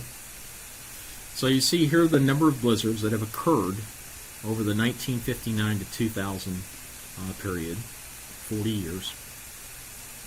And if we look here in central Iowa, 21 to 30 blizzards have occurred over Iowa. If you go back up into the Dakotas and Minnesota, they've had anywhere from 61 to 74 in each of these counties here. So obviously, northern Iowa has a higher rate of blizzards than what we have down in central Iowa. And my state there, Louisiana, has not had a blizzard from 1959 to 2000. That's not too surprising. Thought that was kind of interesting. Okay, so now we're going to talk about ways that blizzards can form. Now what we're looking at in this particular slide, we're looking at the jet stream up here in figure A, and in figure B here, we are looking at a surface map, the low pressure center over Colorado with a cold front and a warm front, and high pressure, surface high pressure with very cold temperatures back into the Canadian provinces, getting ready to make its entrance into the continental U.S. There's a cold front. Notice temperatures in the Midwest are anywhere from 20 to 30 degrees, and that is because of a cold front that had originally passed through the eastern half of the U.S. So obviously this cold front was rather cold, but not as cold as this particular Arctic front. So this was probably well, not probably, this was a Canadian front that moved through the Midwest and eastern portion of the U.S. Now, some of our biggest blizzards actually occur when we have low pressures coming out of the southwest. And in fact, I have a slide here. I'm going to scan through here. Just bear with me a moment. And I'll show you the paths of these typical storms.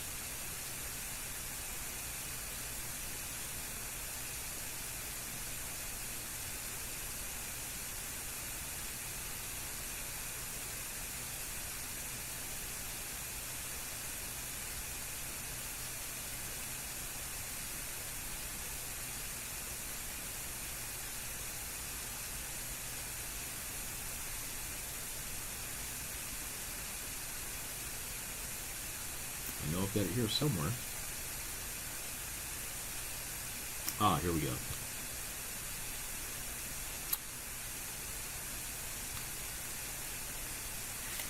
So these are the tracks of low pressure centers that coming off of the Rockies, off of Colorado, and moving just off to our south and east. And then we also have low pressure centers that come in from Canada. Now, these low pressure centers coming in from Canada can provide some light to moderate snow, but our biggest snow producers come out of the southwest. Any idea why some of our biggest snow producers occur with low pressures that come out of the southwest compared to those coming out of Canada? Any idea? Why would our largest snowstorms come out of the southwest?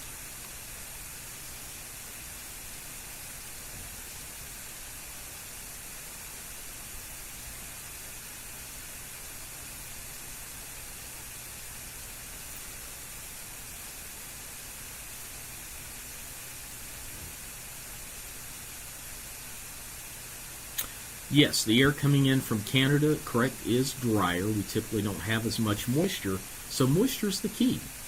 So any low pressure tracking in from the southwest, and we know winds around low pressure are counterclockwise. So let's just put a low pressure here. Winds are counterclockwise. So you can see we're pulling in moisture off of the Gulf of Mexico. So we get a strong low pressure coming in from the southwest and tracking just off to our south and east has a huge pool of moisture to pull from. Now with Canada, there's not a lot of moisture coming out of Canada. However, we're bringing in colder air.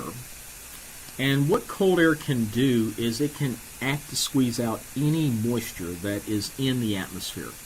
So even though it's cold and there's not as much moisture, cold air does a nice job of squeezing out moisture. So that's why we can pick up snow coming in from Canada. But again, your biggest snow producers are coming, for us in the Midwest, is coming out of the southwest.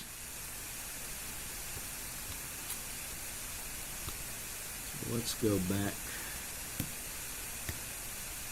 our slide here.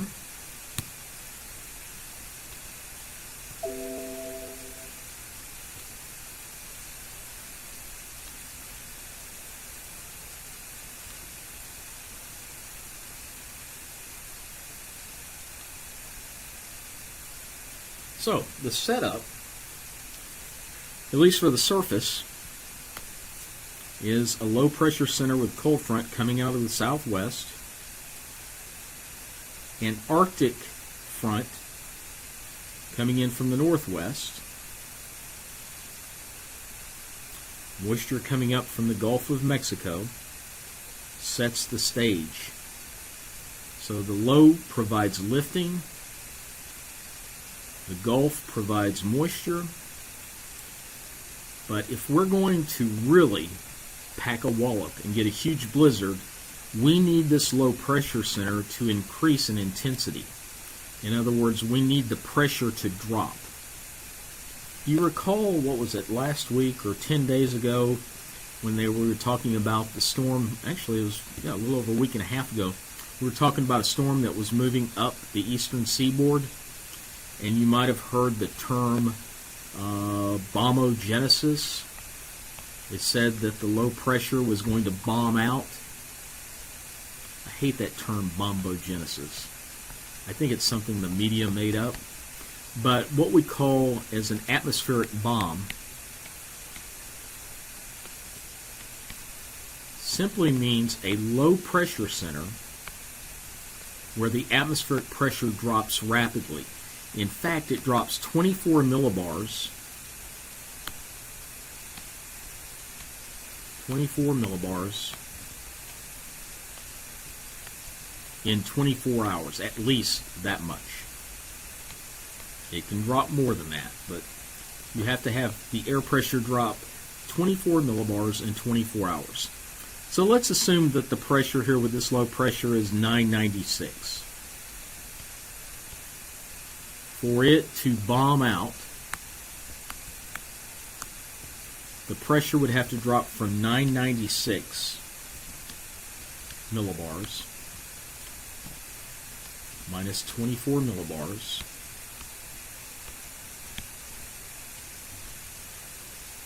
to 972. Now, anytime you get a low pressure center below 990 millibars, or actually even below 992 millibars, that is a strong low pressure center. Now, when I say strong, I'm referring to the fact that it can provide some strong lifting of air. And recall, we need sufficient moisture and a mechanism to lift the air.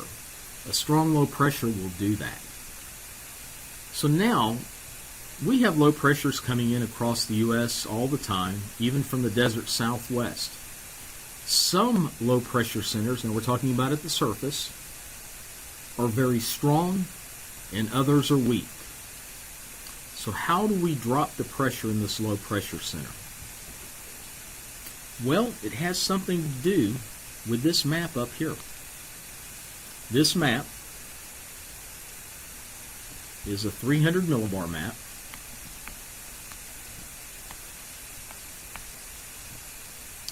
And this J here is what we call a jet streak. In other words, very fast winds. So the jet streak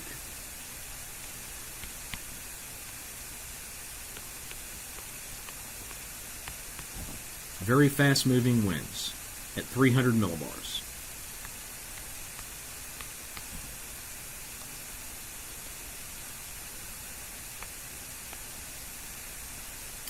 Now the surface low pressure center, if I take that surface low pressure center and overlay it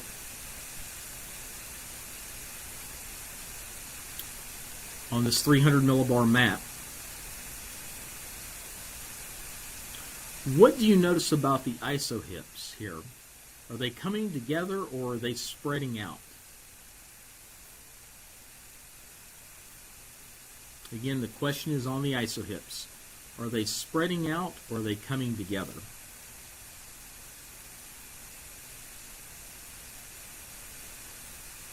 They're spreading out. That is correct. That is a key component to having the surface low pressure drop. But before we go any further, I need to actually show you a concept here.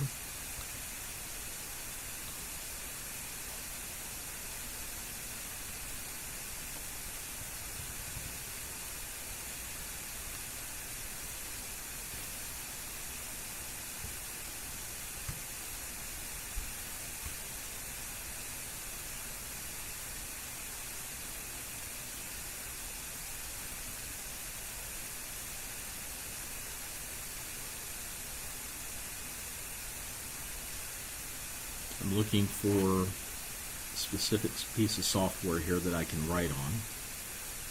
Give me just a moment. OneNote, that's what I'm looking for. Now this is going to be key.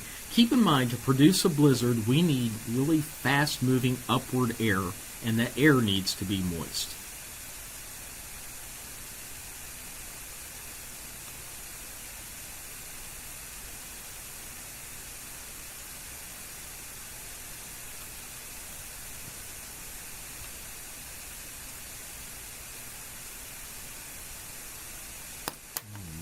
Let's see.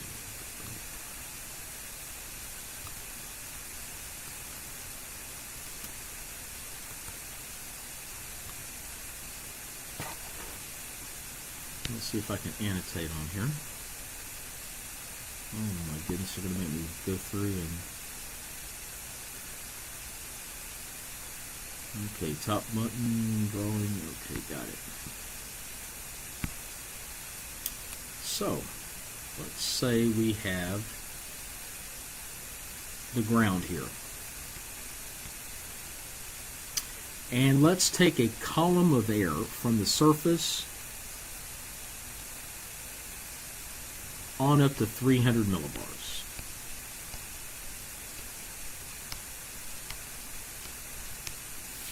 So this is the ground, roughly 1,000 millibars. Notice I've left the bottom of this column open down here. Now let me put some nitrogen and oxygen molecules. Let's make it even simpler than that. Let's just say for a moment these are marbles. So I take a column. Oh, let's say we've got a scale down here. You know, like what you weigh yourself on. And we take some kind of container, put it on the scale, and I put a bunch of marbles in it. And let's say that these marbles on the scale shows a number of 10 pounds. What happens if I add more marbles into this container? What happens to the numerical value displayed on the scale if I put more in?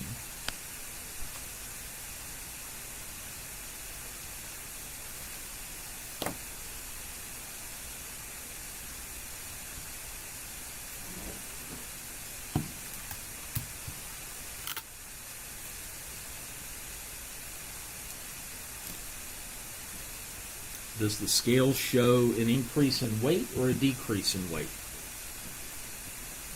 Originally, the marbles that I had in there weighed 10 pounds, but I put more marbles in.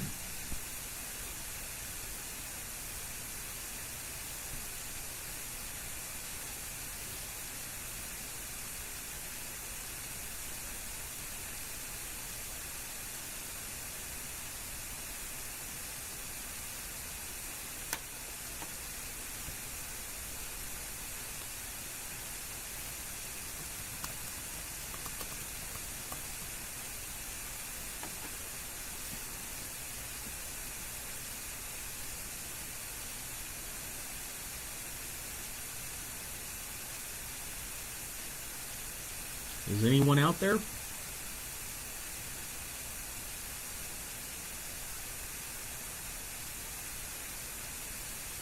Okay, thank you, Liz. So if I put more marbles in that container, no, that's okay. If I put more marbles in this container, what happens to the value on the scale? Does it increase or decrease? Yeah, it gets heavier. And so if I add more marbles in, it might go up to 15 pounds. And conversely, if I take marbles out, the value of the scale should begin to decrease. So if I take a bunch of, yeah, exactly, it gets lighter. James, are you still with us? Just checking to see if you're still here. So maybe it goes down to 5 pounds.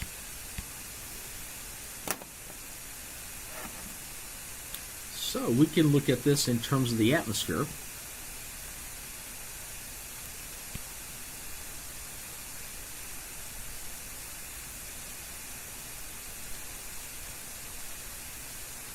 Thank you, James.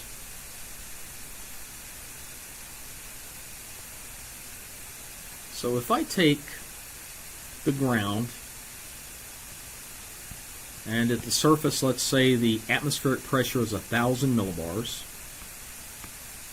and I take this column of air, and in that column of air, we've got nitrogen, oxygen, and most of the molecules are concentrated near the surface of the Earth, basically 850 millibars and below is where most of the molecules are at. And then it begins to spread out, and we get to 300 millibars. Now, the surface pressure is 1,000 millibars. If I were able to remove some of the nitrogen and oxygen from this column of air, what happens to the surface pressure? Does it increase or decrease? I take molecules of air out, the surface pressure decreases. So we begin to get lower pressure, right? We initially started out at 1,000. We removed this air out. And so now let's say it drops down to 992 millibars. So what happens if we're taking air out of the column? We're not going to create a vacuum.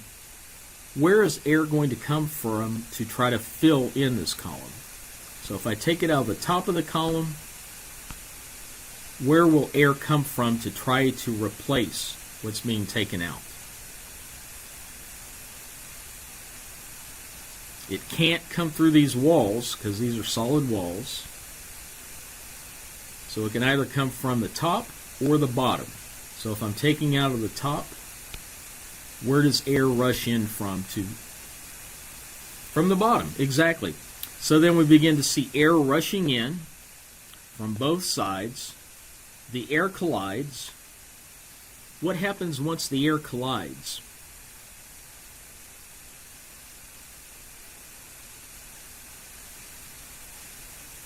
Which way do the marbles move? You're correct. So we have air colliding here. So which way does the air move? It only has two directions. It can move into the ground, creating these huge craters, or it moves upward. Exactly. So we have upward moving air, because I don't know about you, but whenever I have a low pressure center move through Ames, Iowa, I don't see any craters. I see clouds, which is indicative of upward moving air.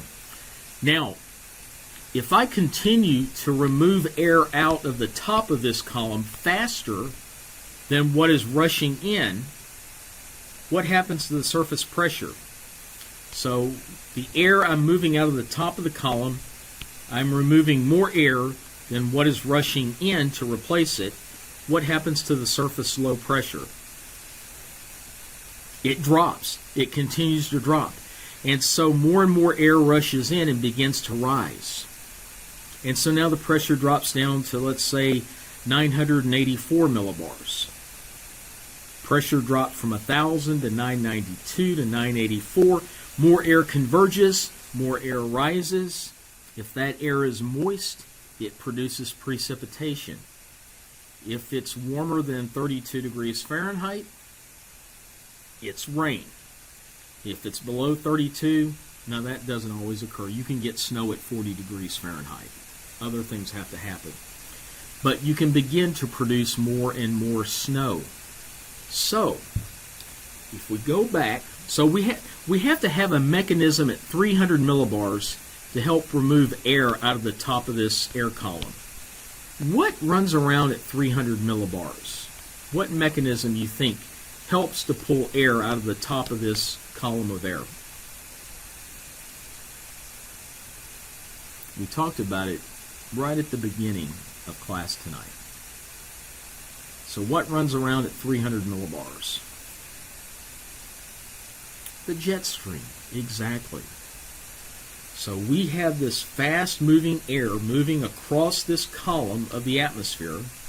I know this is getting messy. And if this air, this jet stream is very fast, the speed of it picks up.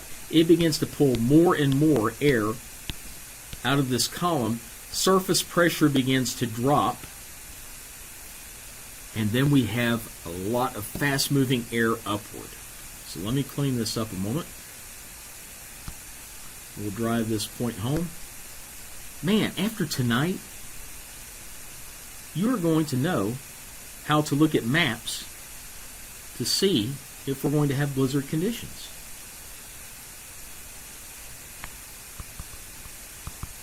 It's pretty cool. So let me put the ground in here again.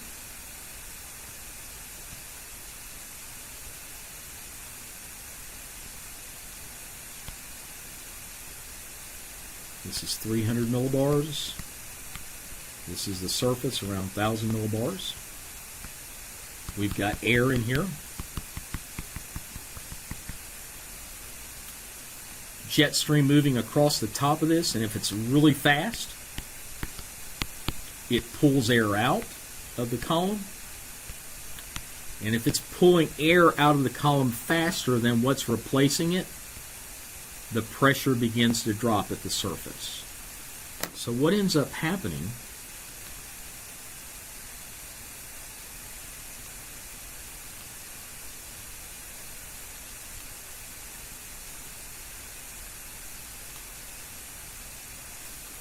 So what you see here, this jet streak, that is a river of very fast-moving air. Anything located from the center of this jet streak, man, I need to change the color of this. This is red on red is getting confusing. Hold on just a moment. See if I can recall how to do this. Let's use yellow. So the center, I'm just drawing a line through the center of this jet streak. Anything just to the northwest of this jet streak, notice how these isohips are moving, spreading apart. That's indicative of air being pulled out of the top of that column of air. That surface low pressure center is sitting right here. That surface low pressure will begin to decrease in pressure and help air move up a lot more quickly. Now let me show you another version of this to try to help you out here with this. Just bear with me a moment. I'm looking for a specific. So, actually, let's just go to the next slide. So what has happened, noticed here, this low pressure that was out over Colorado began to move in this direction, and the number of isobars increased quite a bit. So that means the pressure decreased.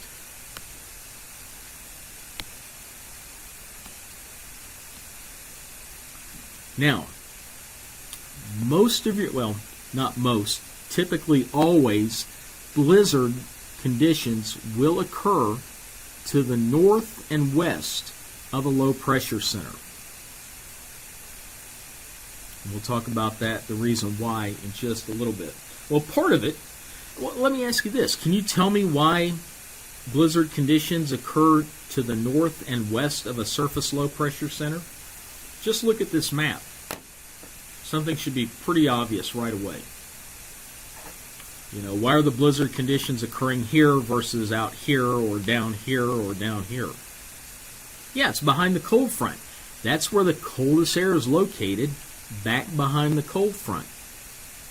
Now, you have strong lifting here. All around this low pressure, you have strong lifting. But this is the warmer sector, you know, out ahead of this warm front here. But the closer you get to the low, the stronger the lifting is occurring. And so where's the moisture coming from to produce this blizzard? It's dry up here in Canada, typically. So so the lifting is occurring in the cold air, but where's the moisture coming from?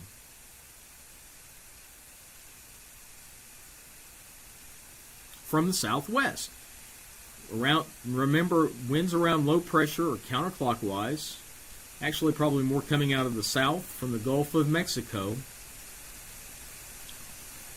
So the air begins to rise because cold air is more dense than warm air. That's right, from Louisiana. And it begins to rise, and this is where the blizzard conditions occur. Now, we have low pressure centers come up to our southeast all the time. And in fact, let me see if I can find a map of the U.S. here.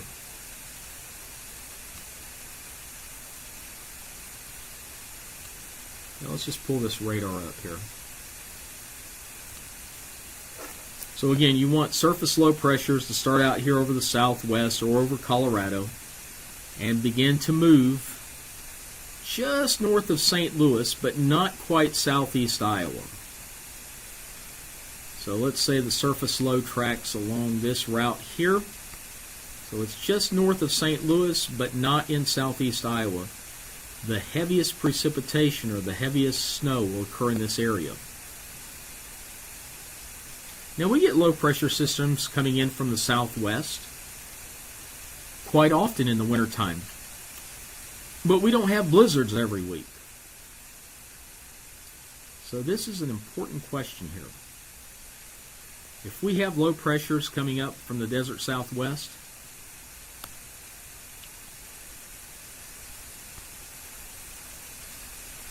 why don't we have blizzards every week?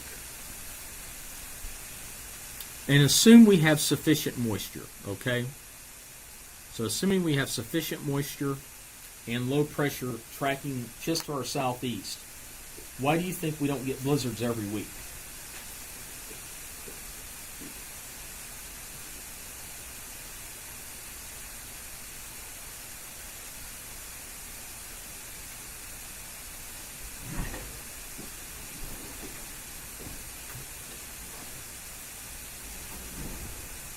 Okay, let's assume that temperatures are cold enough. Let's say this low tracks along here and it's cold enough to produce snow, but maybe only 2 or 3 inches.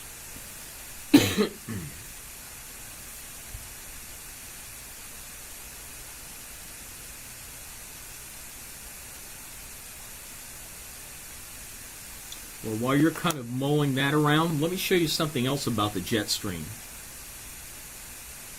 This is like a puzzle you guys are going to put together here really soon. Let's see.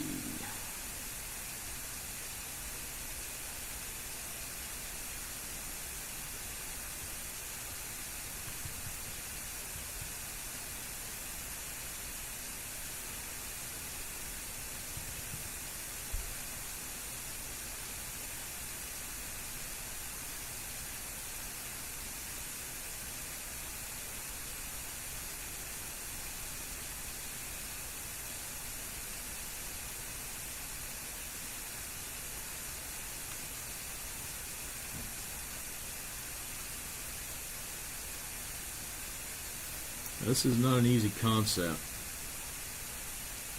so I've got to figure out how I can get the point across here. Oh, by the way, this is the map I was looking for earlier. Tracks of low pressure centers. So when we get this kind of track coming in just north of St. Louis, that's when we're going to get snow. You get lows down here out of Texas moving up like this, Gulf Coast lows, lows coming in along the East Coast that produce what they call the nor'easters, what they saw last week when they got 3 feet of snow. Low pressure systems coming in out of the province of Alberta, and then low pressures coming in off the Gulf of Alaska. Okay.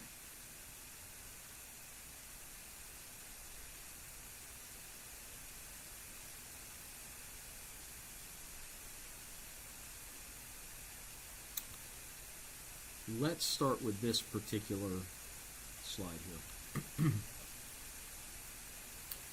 So this is a surface low pressure. You see down here with a cold front and a warm front. And then up at 300 millibars, you have the jet stream. So this is a ridge. This is a trough. And so the air is flowing like this.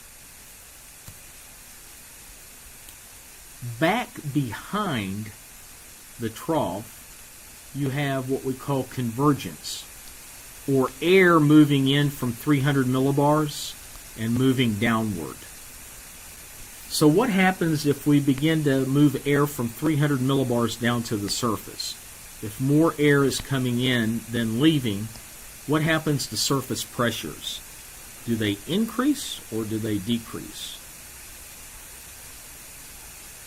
Liz, you're talking about because it stays below the jet stream, the low pressure, you're really close. We're going to talk about that. I mean, you are really close here. It has something to do with the location of the surface low below the jet stream. We're going to get there in just a few minutes. So what happens if we put more air, if we have more air converging into the column, what happens to surface pressures? Does it increase or decrease?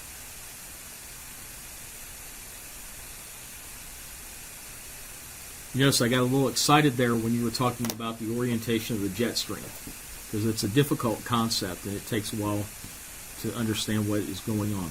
So James, what do you think? If I begin to put more air in from the jet stream into this column of the atmosphere, what happens to the pressure at the surface?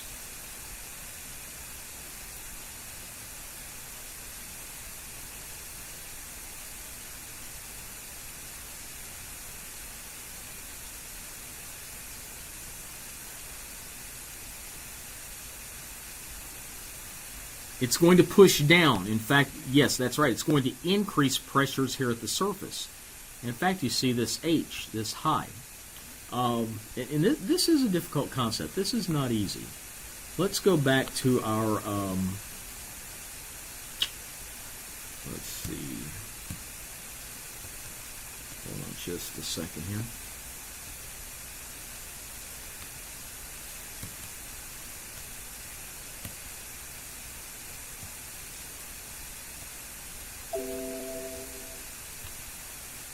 Let me jump back here to this.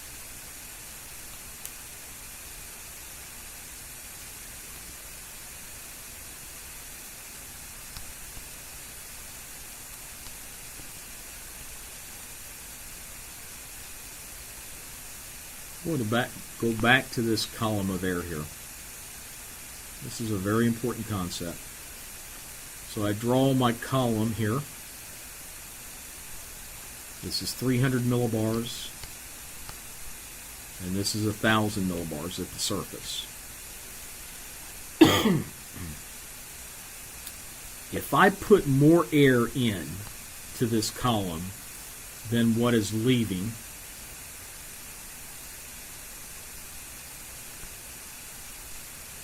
what happens to the pressure at the surface? More air coming in from the top than is leaving. Yes, it increases.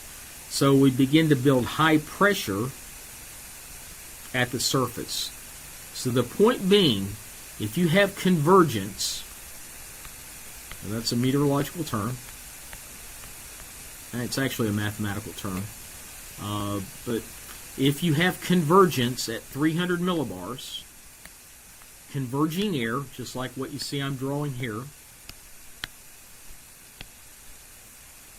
then air moving out. If air is moving away from each other, we call this divergence. The air is diverging away from the surface. So more coming in, pressure begins to build. So, we go back to that PowerPoint slide.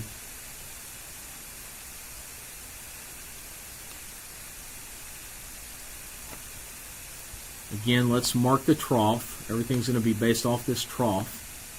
From the ridge to the trough, this is converging air up here at 300. So surface pressures begin to rise. If we go from the trough back to the ridge over here, this is an area of divergence. In other words, we're taking air out of the top of this column. If I take more air out of the top of this column at 300 millibars than what is coming in, what's happening to surface pressure? Is it increasing or decreasing? Again, I'm taking more air out of the top. Air's diverging away. It's moving away at 300 millibars. It decreases, exactly. So the faster we take air out of the top of this column, the faster the pressure will drop down here. If the pressure drops dramatically here at the surface, that means more and more is going to come in and we're going to have rising air. So surface pressures will drop as long as we're pulling more air out of the top than we're bringing in at the surface. So the whole point of this, let's see, can I erase this?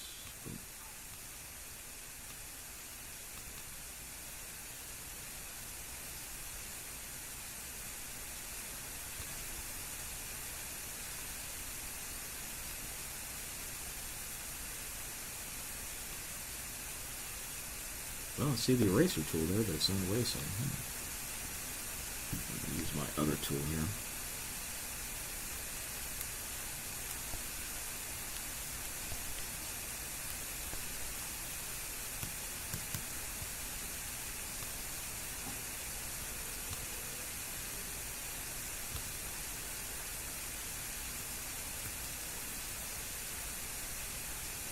I'm struggling a little bit here with this annotation tool here. Okay.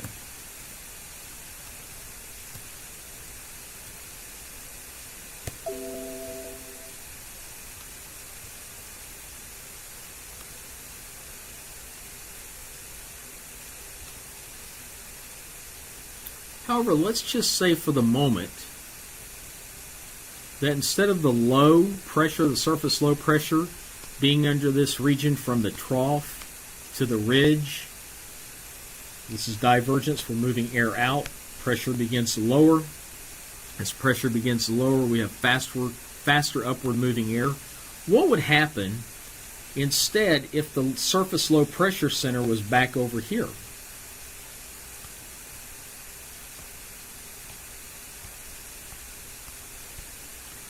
From the ridge to the trough. So let's just say the surface low moves into this region where there is converging air. What happens to the pressure at the surface of that low?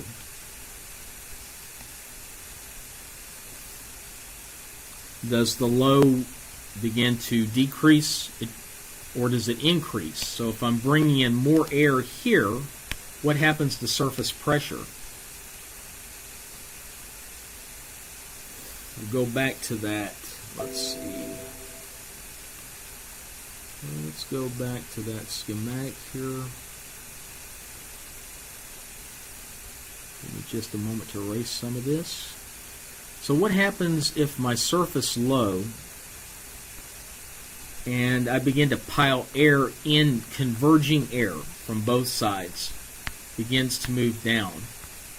What happens to the pressure at the surface? If more air is coming in than leaving the column, the pressure begins to increase. So the low weakens and it's replaced with high pressure. So your surface low, and this is great, and I think this is what you were getting at, Liz, a little bit earlier. The surface low, I'll see if I can find a really good example of this.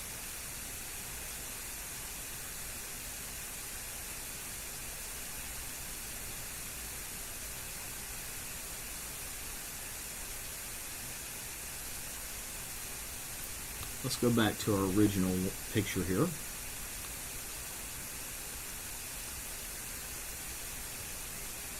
So right now our surface low, and I'm going to draw it on top of here,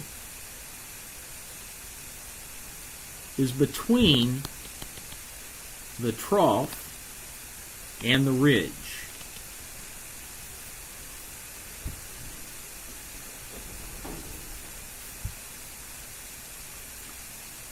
So if we look at 300 millibars, do we have divergence or convergence into the column?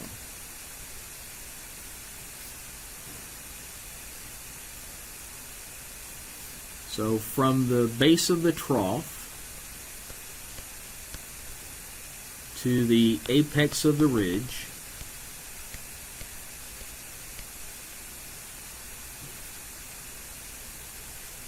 so this region here, do we have air moving out of the top or moving into the top? Yeah, we have divergence. That's correct. We have diverging air moving out of the top. And you know the 50-50. No. Here, I'm going to show you a really easy way to do this. Let me see if I can stop the annotation here for a moment.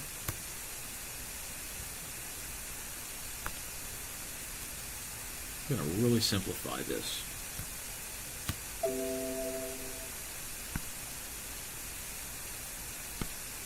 Go back to this. You know what you can do? You can look at your isohips here at 300 millibars. Are they converging or are they diverging here? The way I've drawn it.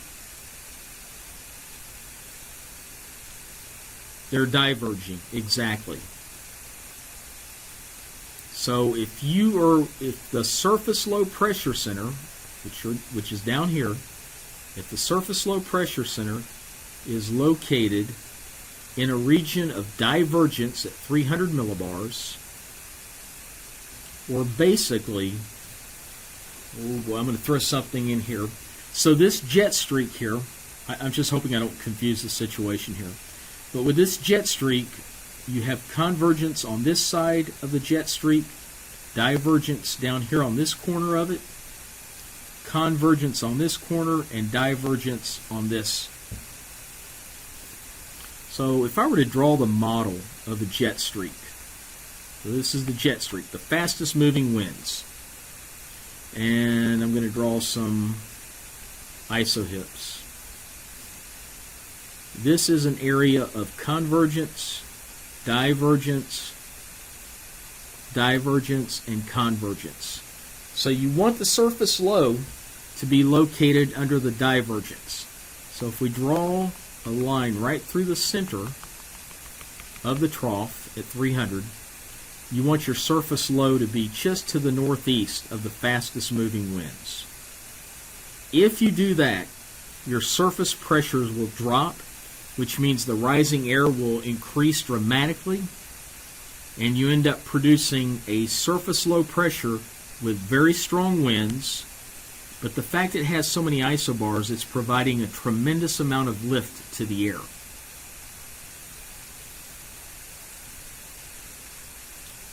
Now, let me test you on this. Are you ready for your quiz? I've got a quiz. For those of you that are here tonight, I have a quiz. Are you ready for it? I think you are. Let's take a look and see if our 0Z maps have been put up online. Remember, they launched the balloon at 6 p.m. this evening. They're probably not quite up yet, probably a half an hour away. But let's go to 300 millibars.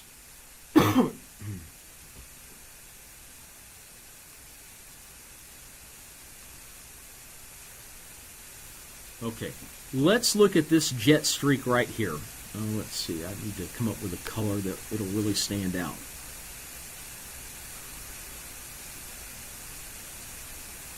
Let's pick green here. So you see this jet streak, fastest moving winds right here?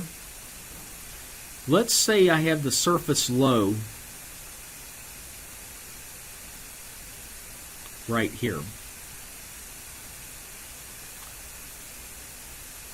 Yeah, blue would have worked as well.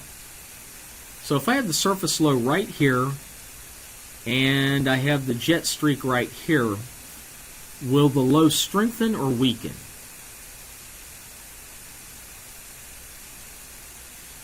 It will weaken, that's correct.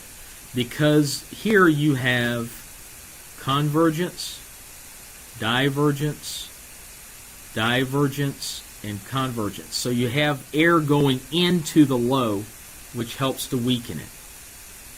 What about if I were to put the surface low right here on this jet streak? Would the low strengthen or weaken? It would strengthen, that's right, because it's just to the northeast of that pool of fastest moving winds.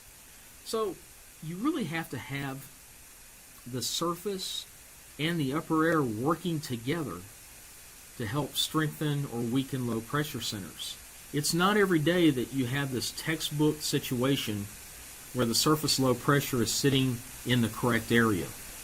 But when you do have all those coming together, it works out really well. So that's why we don't get a blizzard every day. Okay, let me just tell you what you've learned tonight.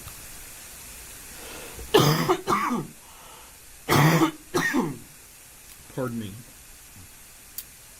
Got a dry mouth here. I'll tell you what, let's take a 10-minute break here. I'm going to go get some water, or I'm going to end up coughing through the rest of this. We'll meet back here at 8:30. I will finish a few things here, and then we've got a video we'll watch. So 8:30, I'll see you back here.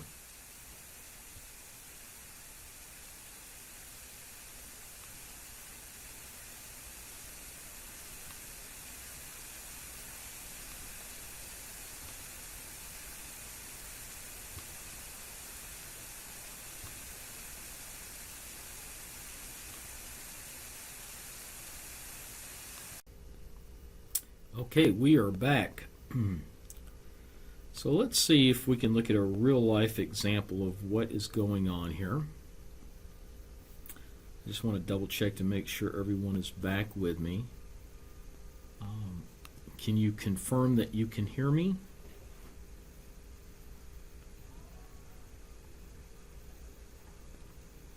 I've got my glass of water. I'm ready to go. Thank you, James. Okay, so what we're going to do, let's take a look at a current surface map. Let's find a low pressure center.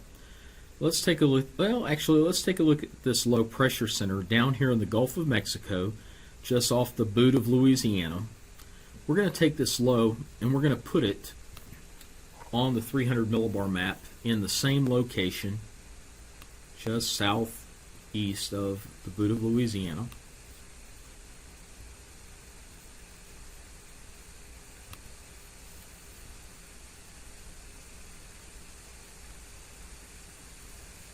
Now we have somewhat of a trough out here, but kind of a flat pattern. So the surface low with the cold front and warm front. The fastest winds are up over here and here. These winds will continue to move off because the winds are going west to east at the jet stream level. Another round of fast-moving winds will be moving like this. This low pressure will move over the next 12 hours about this direction. Do you think the surface low will increase? In other words, let me rephrase that. Do you think the pressure in that surface low will drop, or will it increase? You know, with a low pressure center, we want the pressure to drop, to strengthen. The jet stream winds, the fastest winds are up here, moving just like what I've shown here. The surface low is down here in the Gulf of Mexico. Will the pressure drop? In other words, will the low strengthen or will it weaken? Yes, it will weaken because for this low to strengthen, sorry about that, moving kind of fast here.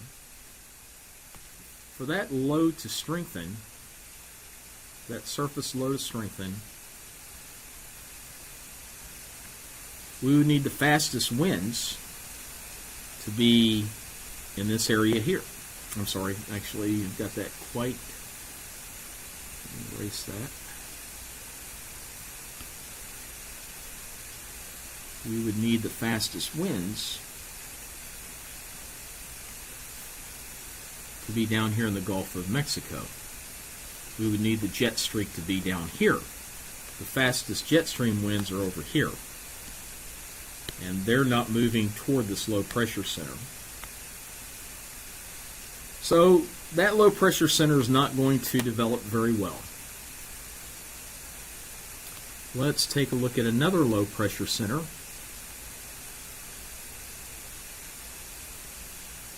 There is another low pressure center up here, just north of Vermont. The fastest winds are back here. They're moving in this direction. So let's say the jet streak is here tomorrow. Will the low strengthen or weaken?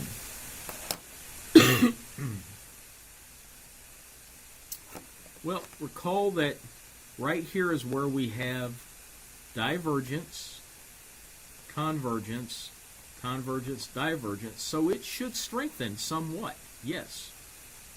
So the pressure should continue to drop. Yes, the jet stream, you're right, Elizabeth.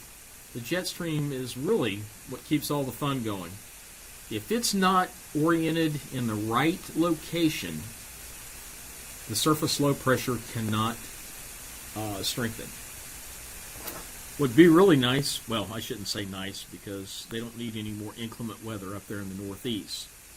But if that surface low pressure was here, compared to up here in Vermont, that jet streak moving through, we would begin to see the pressure drop. Now that's kind of the technical view of it. Here's what I'm going to give you, kind of a shortcut on how to do this, because you have an assignment you'll have to work on this week. It's a fun assignment. So here's what I would suggest.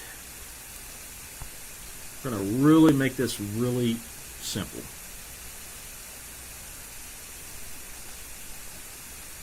I believe in simplicity. Don't complicate. What is it? Keep it simple. The KISS method.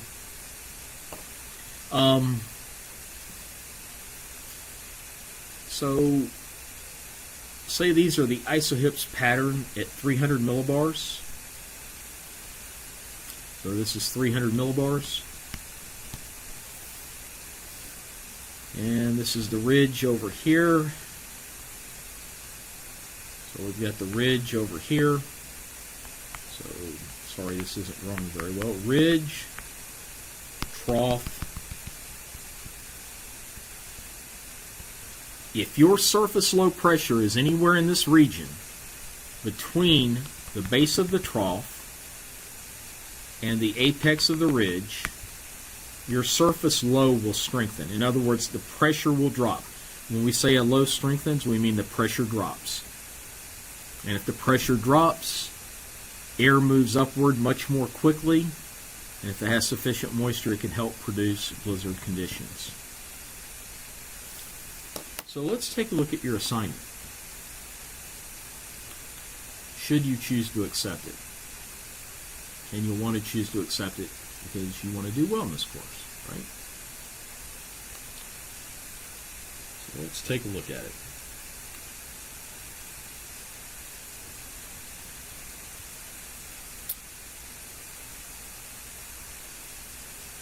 It is your first discussion topic.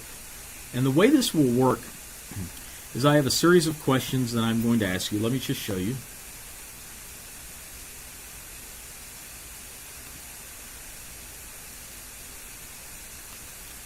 And this is from the storm of the century, one of the many storms of the centuries. So it's really not a storm of the century, but this was quite an impressive storm. It was back on March 13th and 14th. It actually started on March 12th and went through the 14th of March. So you'll notice I have a surface map, 6 p.m. Eastern Standard Time, or 11Z.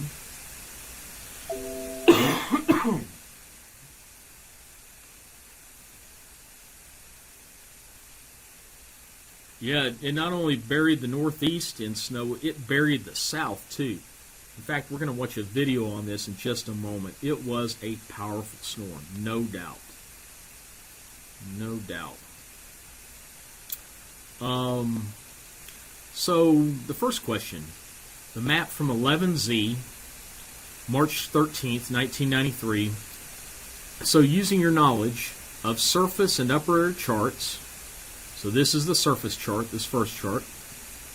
Please describe why the snow is falling across the southeast and mid-Atlantic states of the U.S. I want you to include a written analysis of each of the layers of the atmosphere. So you're going to do an analysis of the jet stream level, 300 millibars, 500 millibars, 700, 850, and the surface.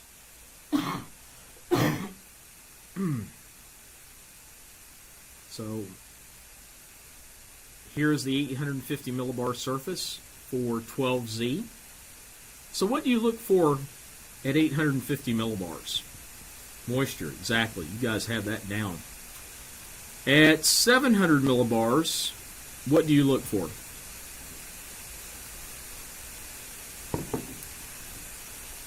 Upward moving air. And so you have to figure out where the upward moving air is at. At 500 millibars, we're looking at vorticity for 12Z on the 13th. And then the jet stream level for 12Z. So going back here, the heaviest snow was located in the southeast and along the mid-Atlantic states. So tell me what contributed to this blizzard conditions by looking at the surface map. Also comment about how the 850 millibar, and use actual data. Come here and tell me about the actual data that you see here. And then looking at the map of 700 millibars, show me the contribution from 700, same thing with vorticity, and then the jet stream level here at 300 millibars. That's question 1. On question 2, let's see, we go 12 hours later to 23Z on the 13th of March. Now notice the heaviest snow is moved from the south, the snow's ending, and it's going from the mid-Atlantic up through the northeast. So again, looking at the surface and upper air charts, tell me why the heaviest snow fell there.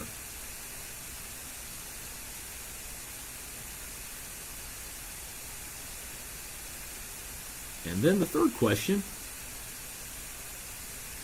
12 hours later, at 11Z on March 14th, now notice it's moved up into New England, and Pennsylvania is where the heaviest snow is located.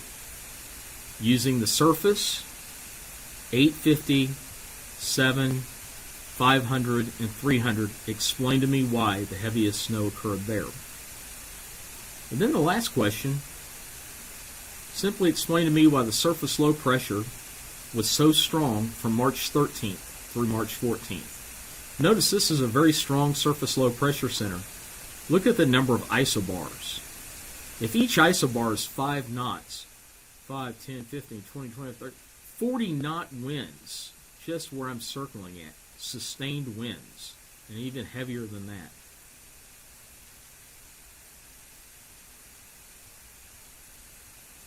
So tell me why the surface low pressure was so strong, why the pressure kept dropping for those 2 days.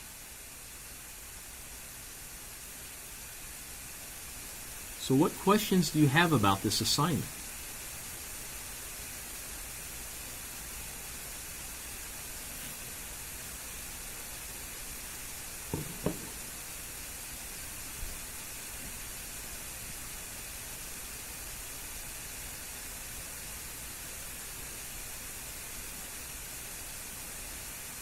Ah, there you go. Go right for the question. So why was it so strong? You're going to have to tell me that. And you can go back and look at this recording because we talked about it tonight. But it doesn't hurt to ask, right? What about you, James? Do you have any questions regarding this assignment? It's kind of a fun assignment. I think. Okay. Well, I tell you what. So you've got this assignment that's due next Tuesday by 11:55 p.m. So it's on the Storm of the Century.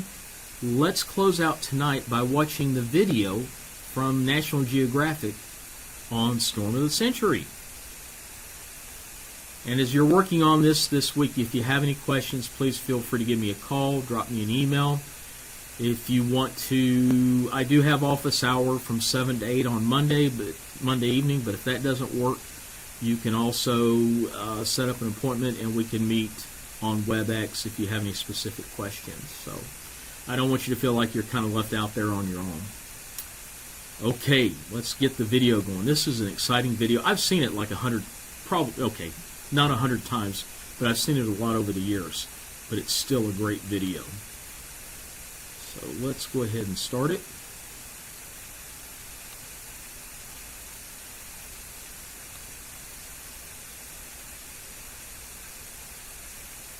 Oh, for the discussion topic, so you'll submit it by no later than Tuesday night, 11:55 p.m.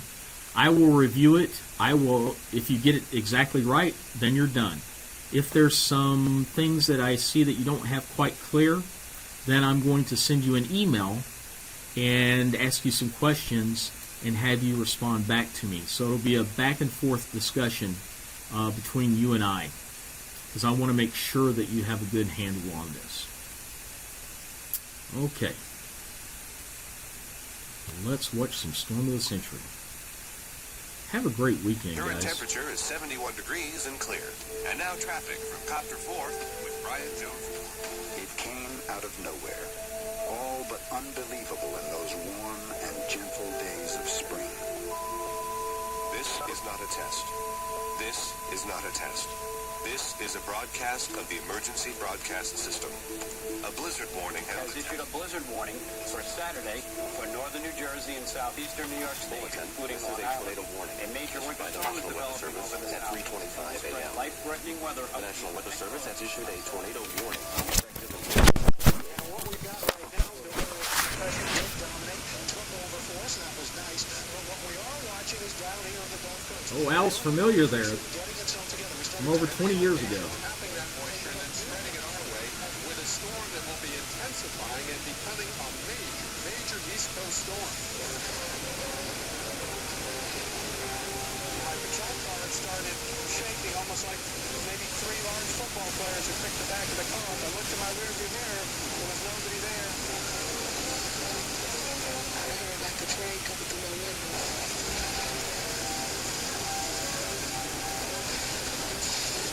Everything was big.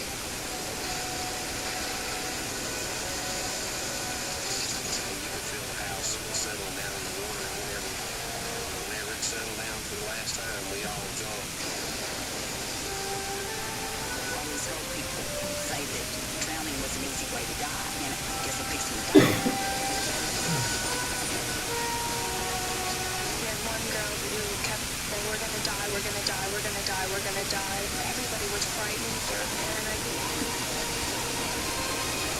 Right now, the whole city of Atlanta is under a blizzard warning. Here's that storm again. It's centered in northeastern Georgia, moving up towards North Carolina. The eastern seaboard, Pittsburgh, also the city of zero. Martinsburg, West Virginia, feels like 17 below zero wind chills, 24 to 23 below zero up in Pittsburgh. For us here in the Washington area, 6 to 12 inches of snow, sleet, thunderstorms. And I know you're disconcerting to hear the rumble of thunder in the middle of snow. The storm is so powerful, really downside naturally. You're looking at stuff now, we've seen it.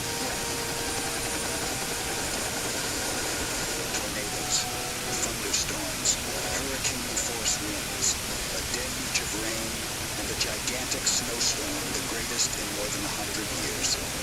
It was all things terrible wrapped in one event. They called it the Storm of the Century.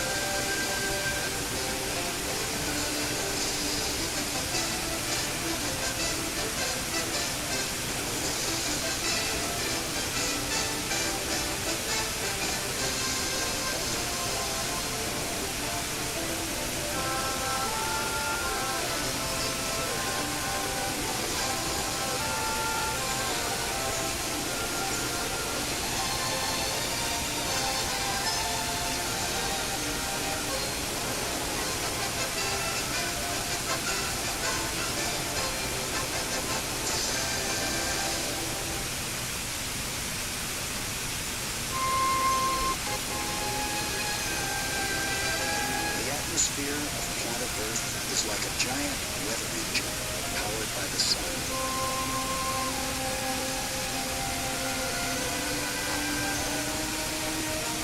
Moist, heated air rises and moves toward the poles. In response, cold Arctic air, hugging the Earth, creeps ominously towards the equator. When these two air masses collide over North America, they spawn the most violent weather on Earth.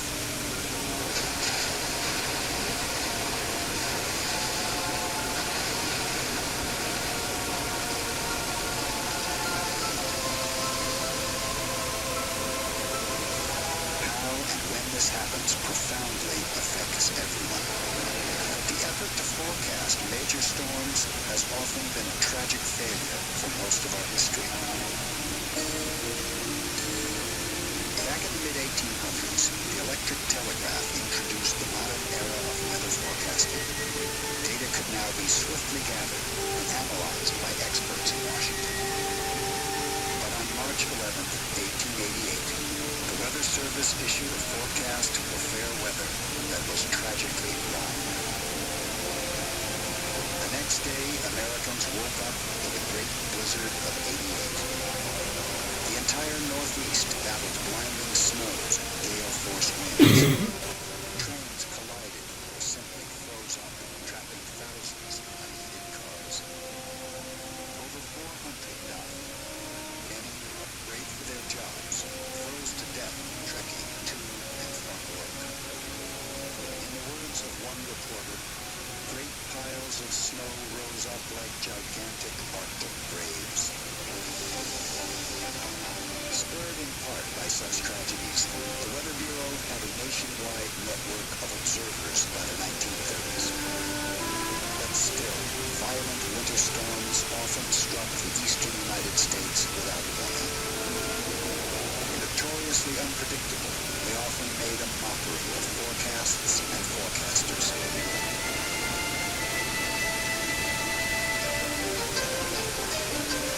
Today, advanced satellites keep constant watch, and a vast network of weather buoys monitors conditions at sea. Commercial aircraft provide over 30,000 observations daily. But the mainstay of data gathering remains the weather bureau. 700 are launched twice a day at precisely the same moment all over the world. This staggering amount of weather data has dramatically improved prediction. But knowing what it all means is still a tremendous challenge. Forecasts are generated here in the National Centers for Environmental Prediction in Washington. Computer models project weather data into the future, analyzing more data faster than humans ever could. But computers sometimes provide forecasts that confound their creators. In early March 1993, they predicted a storm of unparalleled intensity that wouldn't occur for several days. The extreme forecast was difficult to believe, but impossible to ignore. One of the forecast problem that we had early in this event on Monday and Tuesday was that we were dealing with models that had forecasted storms during the winter in January and February that didn't develop. This was compounded by the problem that people along the east coast of the United States didn't believe we could forecast a major snow event, especially 5, 4, and 3 days in advance. So we were charting unknown territory at that point. Another dilemma was that 3 computer models projected 3 different storm tracks.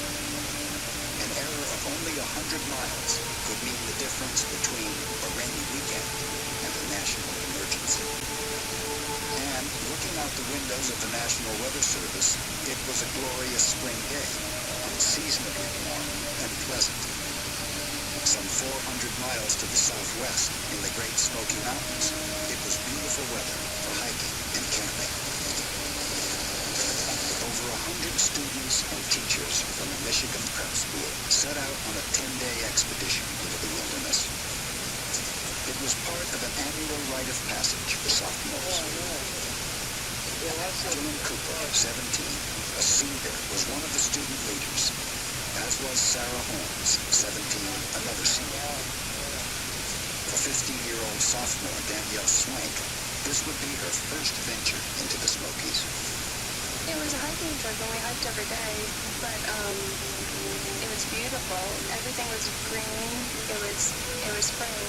It was so warm actually that we could, you could actually go swimming. And actually, some of us went swimming in one area, which was a little cold, but it was warm enough to do that. Our spirits were very high from the get-go, from our first day out. We put a few setbacks that were a little concerned and weren't too sure about this thing called the Wilderness Expedition. On Wednesday, forecasters' attention was focused on two energy centers riding the polar and subtropical jet streams. They were headed for a rare and dangerous convergence. Each passing hour verified the computer's warning of a giant storm forming on Friday. By Wednesday of that week, the forecasters realized that they had a major event on their hands, and that they had to communicate that event to get people ready for it. Their confidence level went up to the point where special weather statements were being put out describing the storm potential in more detail than they ever had before, and in fact indicated that this could be a storm of historic proportions. We were very nervous on this floor. We didn't want to overhype it. We didn't want to get people excited about something that might not happen. And in a real sense, we didn't want to be wrong. For the forecasters and the media, the pressure was on. What to tell the public and when. Over the next 72 hours, the jet streams pushed cold and warm air masses closer to a violent collision. A low formed over the Gulf of Mexico.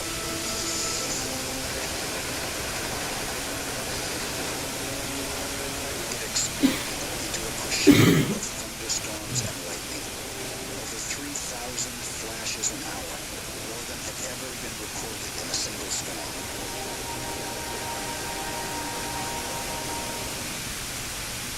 National Geographic is sponsored. The National Weather Service in New York has issued a blizzard warning for Saturday in northern New Jersey. The storm of the century had begun. The Weather Service held its breath and made a fateful prediction. The storm would follow the most dangerous track. The weather was still mild, but the eastern seaboard geared up for a full-blown emergency. The sun prepared for the worst. Worried and a little embarrassed, shoppers loaded up on groceries and supplies. In coastal areas, people with memories of past disasters took precautions against high winds and seas. But not everyone was alarmed. It's going to snow tomorrow. No, it's not. It's not going to snow? No, it's not. You don't believe us? No. You don't trust us? No. What are they supposed to do, Rome, this weekend? They're saying somewhere between 5 and 8 inches starting sometime late tonight, if it holds up. What do you think's going to happen, though? I actually think there'll probably be 3 or 4 inches with a lot of melt. Excuse me, is that a keg? Why, yes, this is a keg. Do you know that the storm of the century is heading this way? Yes, this is how we wait out storms. They say this is going to be the storm of the century. I don't think so. In Florida, there seemed to be even less cause for alarm. The worst of the storm was expected to pass to the north. In Pico Beach, on the Gulf of Mexico, the Gaylord family was looking forward to a weekend reunion. Eager for a break, 13 family members of all ages converged on a seaside cottage. The weather that day had been like 80 degrees. Everybody had planned to take off that weekend, so everybody decided to come home. It was calling for thunder showers and cold weather, but it wasn't that big. We had come down to just to get away and spend some time together with each other and just enjoy, relax. It wasn't a big deal if it did rain and we didn't get to get out in the sun and start a suntan early and that sort of thing. To the north, in the Great Smoky Mountains, a weather dispatch was received by Chief Ranger Jason Houck. The park was in the storm's path. I think we were reasonably well prepared with the weather, but like a lot of people, I don't think we took the weather service literally. I think we knew that there was a very severe winter storm. We just didn't know there was a 100-year storm on the way.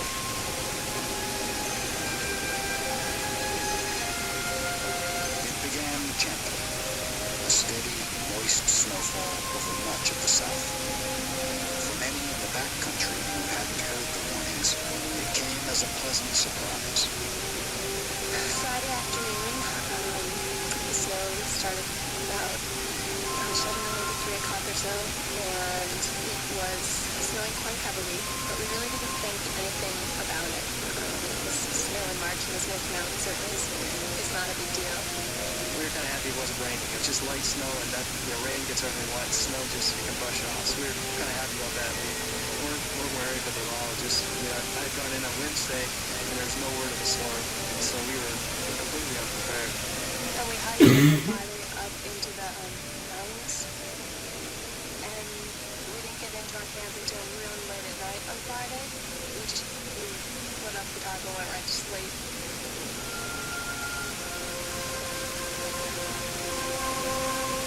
In the next few hours, while many slept unaware, a bitter cold and constant whiteness will descend over the eastern United States. The South experienced record snows in areas ill prepared to deal with them. Gale force winds would strike as temperatures plunged over 25 degrees.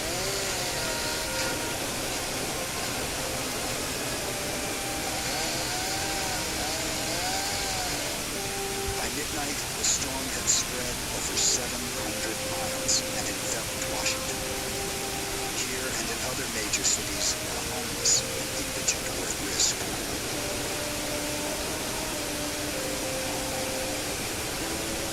New York. It is 105 years to the day since the Great Blizzard of 1888 took some 200 lives here. The storm of the 20th century will not hit the city quite as hard, and there's plenty of warning. Other places are not so lucky. In Florida, the storm is intensifying at a rate unforeseen by weather experts. We got our suitcases unpacked, and everybody kind of got settled in. We decided we'd sit down and play some poker, and we enjoyed that for several hours. The wind was blowing bad, and the wind always blows down near the beach. It's not, it's not something that's unusual. We just didn't realize how much harder that it was going to blow.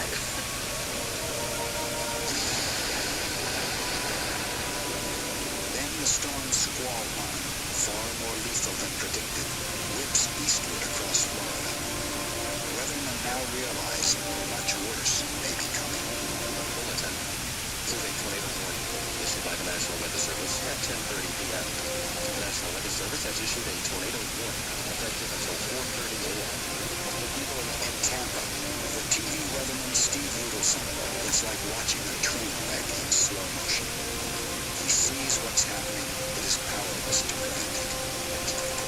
The thunderstorms came rolling in off the Gulf, and all the warnings went up for tornadoes. The problem was the hour, for one. I mean, it was already after 11 o'clock. A lot of folks were already tuned out for the night.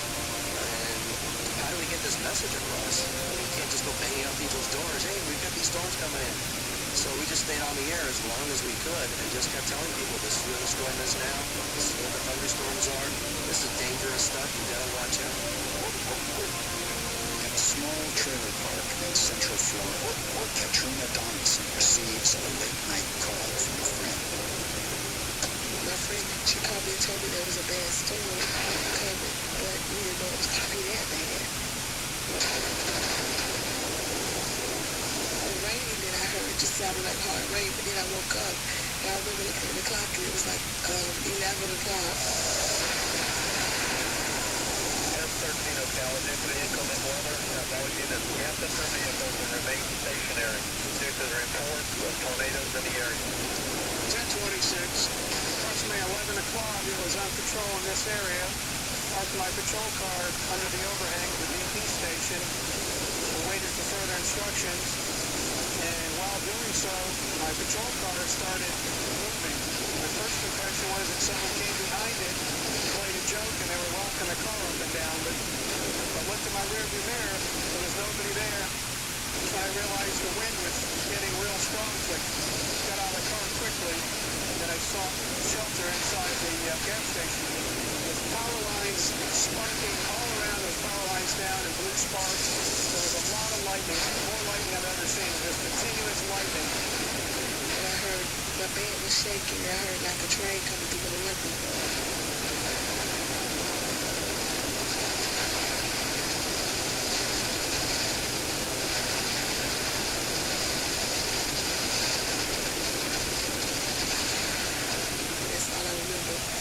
I thought it was my trailer, my bed was shaking. I guess I was flipping because something hit me in my head. And when I came to, I was outside. And I guess my house flipped. I just thought everyone was dead. 3 of Katrina's neighbors died in the tornado. One of more than 50 that ripped across Florida on this night, killing 18 people.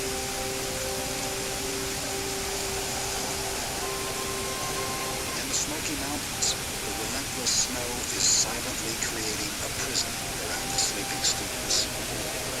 We began to become worried as we heard tree limbs start to crash.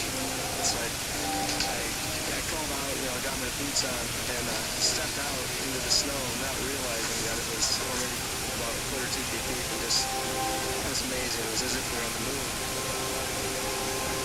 Scattered in small groups, the students now find themselves on a class trip to the Ice Age. Miles away, Danielle Swank and her companions realize that their camping gear was not designed for this. The boy next to me started shivering sometime in the middle of the night and couldn't stop. So the whole night, the person next to me was shaking uncontrollably. And what's worse is the boy next to him on the outside, he was so cold that he stopped shivering. Twice during the night, somebody got up and removed all the snow from the tarp because otherwise, we would have been sucking and blasted. Now on the Gulf Coast, south winds generate massive waves. A dome of high water will turn into a towering wall as it approaches the coast. This is storm surge, probably the most deadly force in nature. Many weather service offices across the state have lost electric power. There are no flood warnings until it is too late. The last weather report we got was that it was the bad weather was going to subside and the temperatures would be in the freezing. But the tornado watch was over, and this was about 3 o'clock to 3:30 in the morning. And at 5:30, that's whenever it really hit the storm surge hit. Shortly after that is when the electricity went off, and that's when it really began to get bad. The wind was just horrible.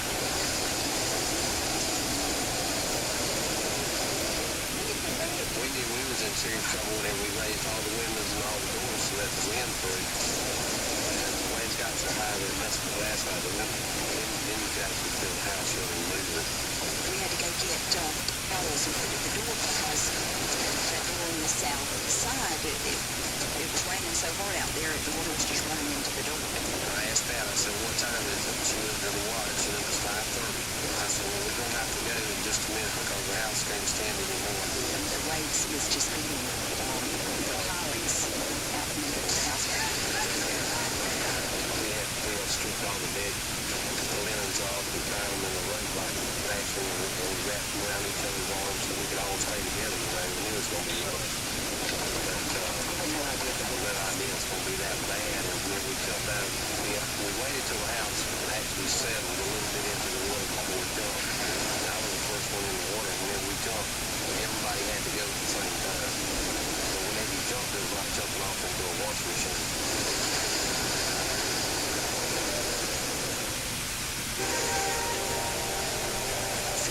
Friends and family cling desperately to trees as the storm surge, almost 12 feet high, sweeps past.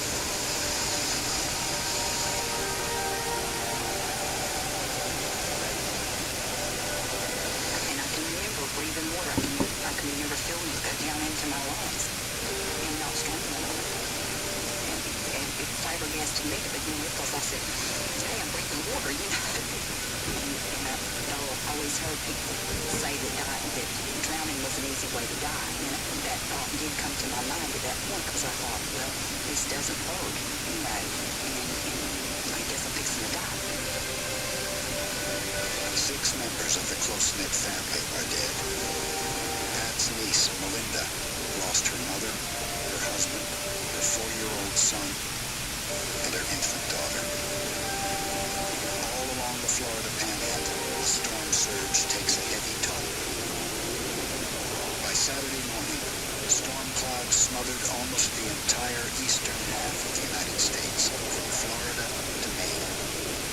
It is now the largest storm of the 20th century, over 25 times the size of Hurricane Andrew. In the Smoky Mountains, the snowfall is truly fantastic. In some places, more than 4 feet deep. The next morning, we woke up to a completely different landscape. It was unbelievable, the difference. We were all a little concerned. We had a significant amount of snow overnight, and we didn't know which way the weather was going to turn. So we spent the first morning digging out the tarps and resetting them and climbing back into the sleeping bags because we were unable to go anywhere. So the community and the park were simply paralyzed. By that time, most power had been lost. Roads were absolutely impassable by almost any kind of vehicle. We did have a number of younger folks that we knew to be lost in the park. Even though we felt very, very good about our likelihood of finding them, the weather again was a huge factor, and we were unable to do the find that we needed to do to get those folks out. We got everyone together and we started to hike out, and we tried to progress on, but we couldn't, so we decided at that point it would be better to go back to the camp which we knew and set up camp there and just wait out the storm. If people hunkered down in shelters and in their tents and didn't try heroic measures, we would find them and we could get them out there. We were well too far gone, and the only solution that we saw was to hike back out. We knew that there was a phone and a ranger station, far down the trail, but we knew where it was. In places, the snow is chest high. In general, it ranged from your knees to your waist. It was miserable going. We had one girl who kept saying, "We're going to die, we're going to die, we're going to die, we're going to die." And, I probably said it a couple times too. Everybody was frightened, they were panicked. It was not a situation that any of us were prepared to deal with.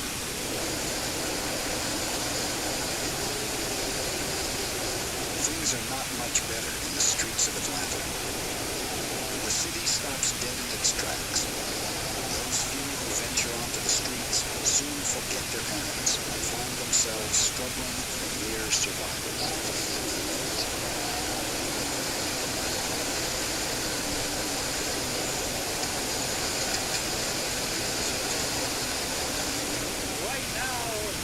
City of Atlanta is under a blizzard warning. It's one of the first blizzard warnings they've had in the entire city's history. Everybody's driving around town just running red lights because you can get away with it. The police are so busy trying to urge people not to drive on the streets here.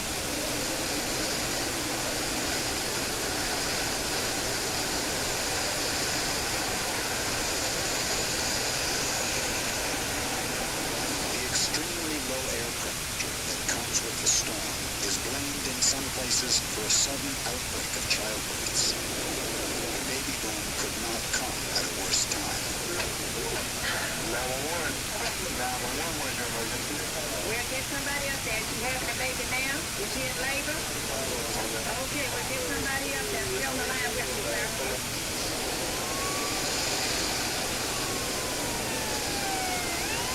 Emergency teams on rescue missions have to be rescued themselves.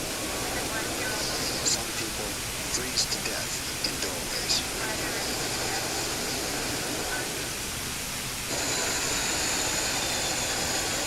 By Saturday afternoon, Atlanta's Hartsfield Airport, the transportation hub of the South, is like a great frozen meal. the worst logistical nightmare in aviation history. Already thousands are stranded. Pretty much booked up. I think there's one at 8 o'clock tonight. You may be able to get your reservation on. Over much of the South, hardly anything moves on highways for 3 days. Thousands of motorists were still stranded by Saturday afternoon. Many had spent the night huddled in their cars. Now they seek shelter. Refugees in a strange, cruel land. Passengers on this class spent the night waiting for help. When help failed to arrive after nearly 8 hours, one of the passengers with a Sigenta asked us to help. As we made our way down Highway 31 to Brookwood Medical Center, the Stavia firefighters stopped us seeking help with a pregnant woman. She'd gone into labor, and their vehicle was stuck in the snow. An Alabama power crew with snow chains offered to help, but a short distance down the road, they became stuck. The expectant mother transferred to our truck for the rest of the ride. We didn't make it all of the way, and the firemen carried her the rest of the way on foot. The doctor and the two nurses met us halfway, didn't know us or anything. They just walked me out there and off the blizzard and helped us back and got this little one in here safely. Public shelters are jammed. Most people assumed it was just for the night, but the storm's persistence would keep them here for days. In the Smokies, Danielle Swank's group continues the treacherous descent down the mountain. I was in the back of the group with Mr. Woodruff, and he wasn't doing well at all. He was falling down, taking a couple paces, falling down again, not really able to keep going or to do anything. I called for the rest of the group to stop, and one person did. My friend Rob stopped. We had a brief conversation, and he said, just run ahead, we get the rest of the group and make them stop. We started to follow along the trail, just thinking that the rest of the group was just a little bit up, but, you know, that they wanted to turn south, that they panicked, but they stopped. We went on as far as we could, and then I just had to stop. So Mr. Woodruff and I were out on the side of the mountain by ourselves. Radio 88, all news, all day, all night. In this killer storm pummeling us now, 8 people are known dead in the south. It stretches from the Carolinas all the way to New England, coast to coast. The beach erosion as winds gust the hurricane force for the worst is still to come. All the airports closed now. The nation's capital is not much better off than cities to the south. Those who venture out find few streets cleared and none sanded. For drivers unaccustomed to these conditions, it is a whole new world.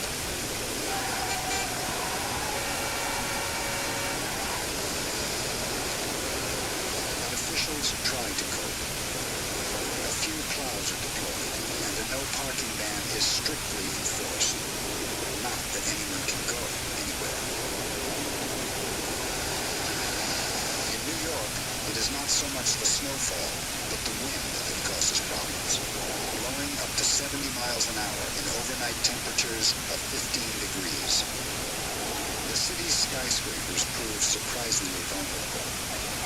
Gale force winds blow out their windows, raining large sheets of glass and metal on the streets below. The shards are tossed by the wind like huge daggers. In Boston, the city faces its own storm-related catastrophe. For the first time in history, the St. Patrick's Day Parade is postponed.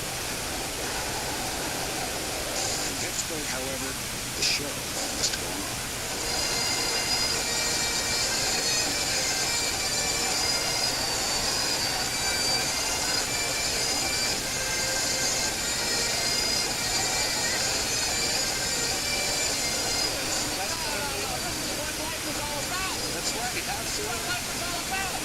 We wouldn't miss St. Patrick's Day Parade for anything.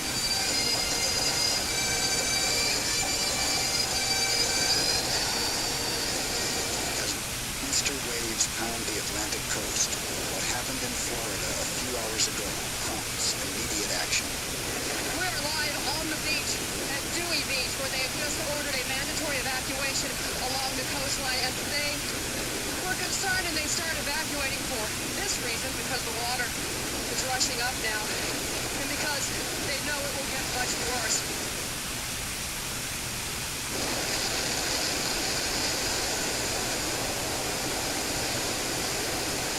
Eventually, tens of thousands were evacuated along the eastern seaboard.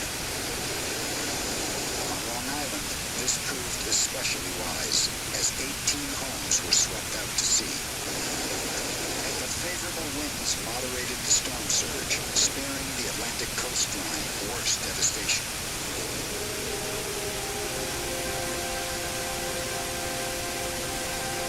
In the Smoky Mountains, Daniel Swank and James Woodruff prepared for the night.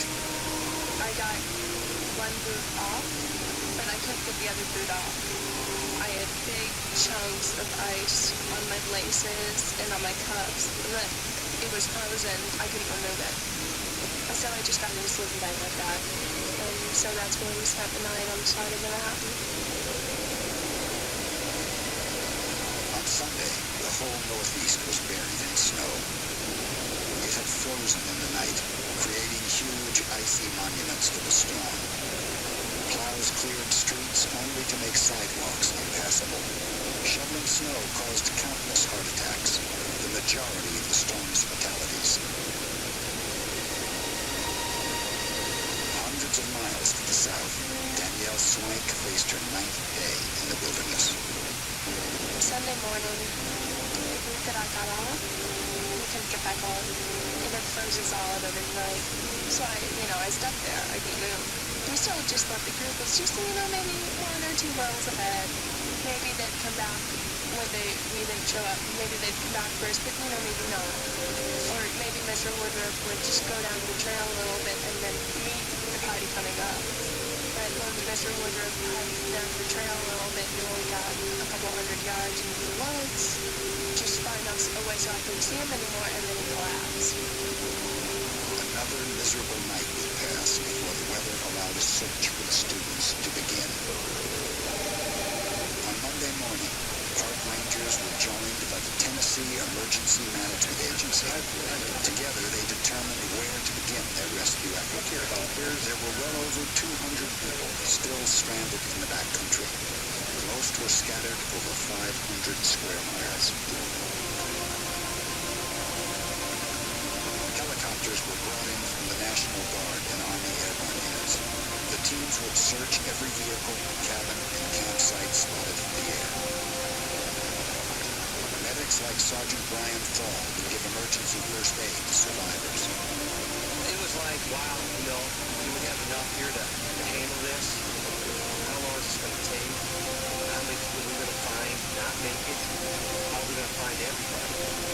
It was just a big, intense operation, and you see it a whole new perspective when it's up in the air. To cover the large area, the helicopters would fly almost continuously throughout the day. It was one of the biggest peacetime search and rescue operations in U.S. history. Hikers in large groups were the easiest to spot, especially those who had remained close to camp. For the first students rescued, cold, hunger, and fear gave way to joy and even a sense of triumph.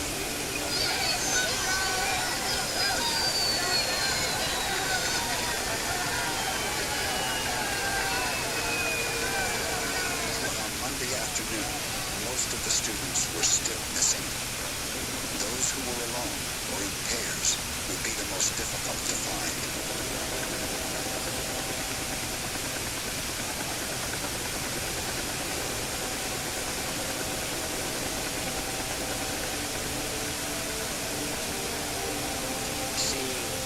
Looked like a blue windbreaker. They hoisted me down, and once I got there was Danielle. I don't know how long she had been there, but she was experiencing somewhat hypothermia. She needed to get to the hospital now. And once we got to the hospital and got her dropped off and stuff, the doctor had said, hey, she only had, 2.5 miles an hour, or she would have probably serious condition, his feet completely encrusted in ice.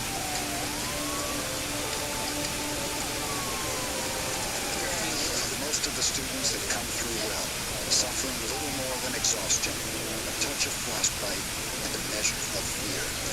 Mom? I'm scared, Mom. I'm okay now. Yes. Despite all she endured, Danielle Swank displayed a remarkable resilience. Right now, I'm probably going to lose part of my toes. The right foot, but everything else. And maybe some of the nerves in my hands and my feet. But yeah, but besides that, it's not that bad. You're incredibly good spirits.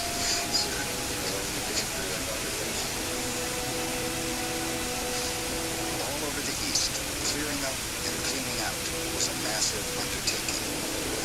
Every major eastern city had snowpack measured in feet, not inches.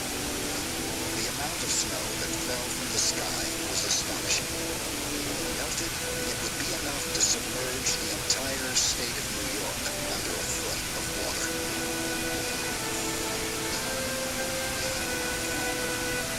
Soon, Americans were on the move again, but the colossal storm left a vivid memory and some 270 dead, 3 times the toll of Hurricanes Hugo and Andrew combined. Economic losses were measured in the billions, but it could have been so much worse. Weathermen felt both pride and humility after the event. With storms such as this storm of the century, I think we do have to be careful that we don't get too smug as forecasters and as scientists that we've got things really figured out. No matter how well we can predict this, we can't stop it from occurring.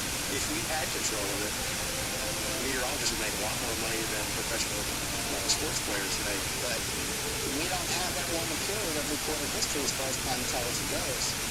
There could be a superstorm that is worse than this, that gives us more snow. We are just now at the beginning of our understanding of the way the atmosphere works. And it's going to be a long, long time before we'll be able to call a storm like this to the T, if ever. We recognize that the forecast for this superstorm was not perfect, that we had problems in Florida. When you look at the entire forecast performance, we attained a level of credibility we never had before, or we haven't lost since that particular forecast. People took action based on our forecast, and they take action today. And that's the future. That's the challenge for us. For all of its fury, the storm of the century brought significant advances to the science of prediction. The computer revolution in weather forecasting is just beginning. Soon, perhaps, weather experts will be able to take a virtual walk into the very heart of the storm system.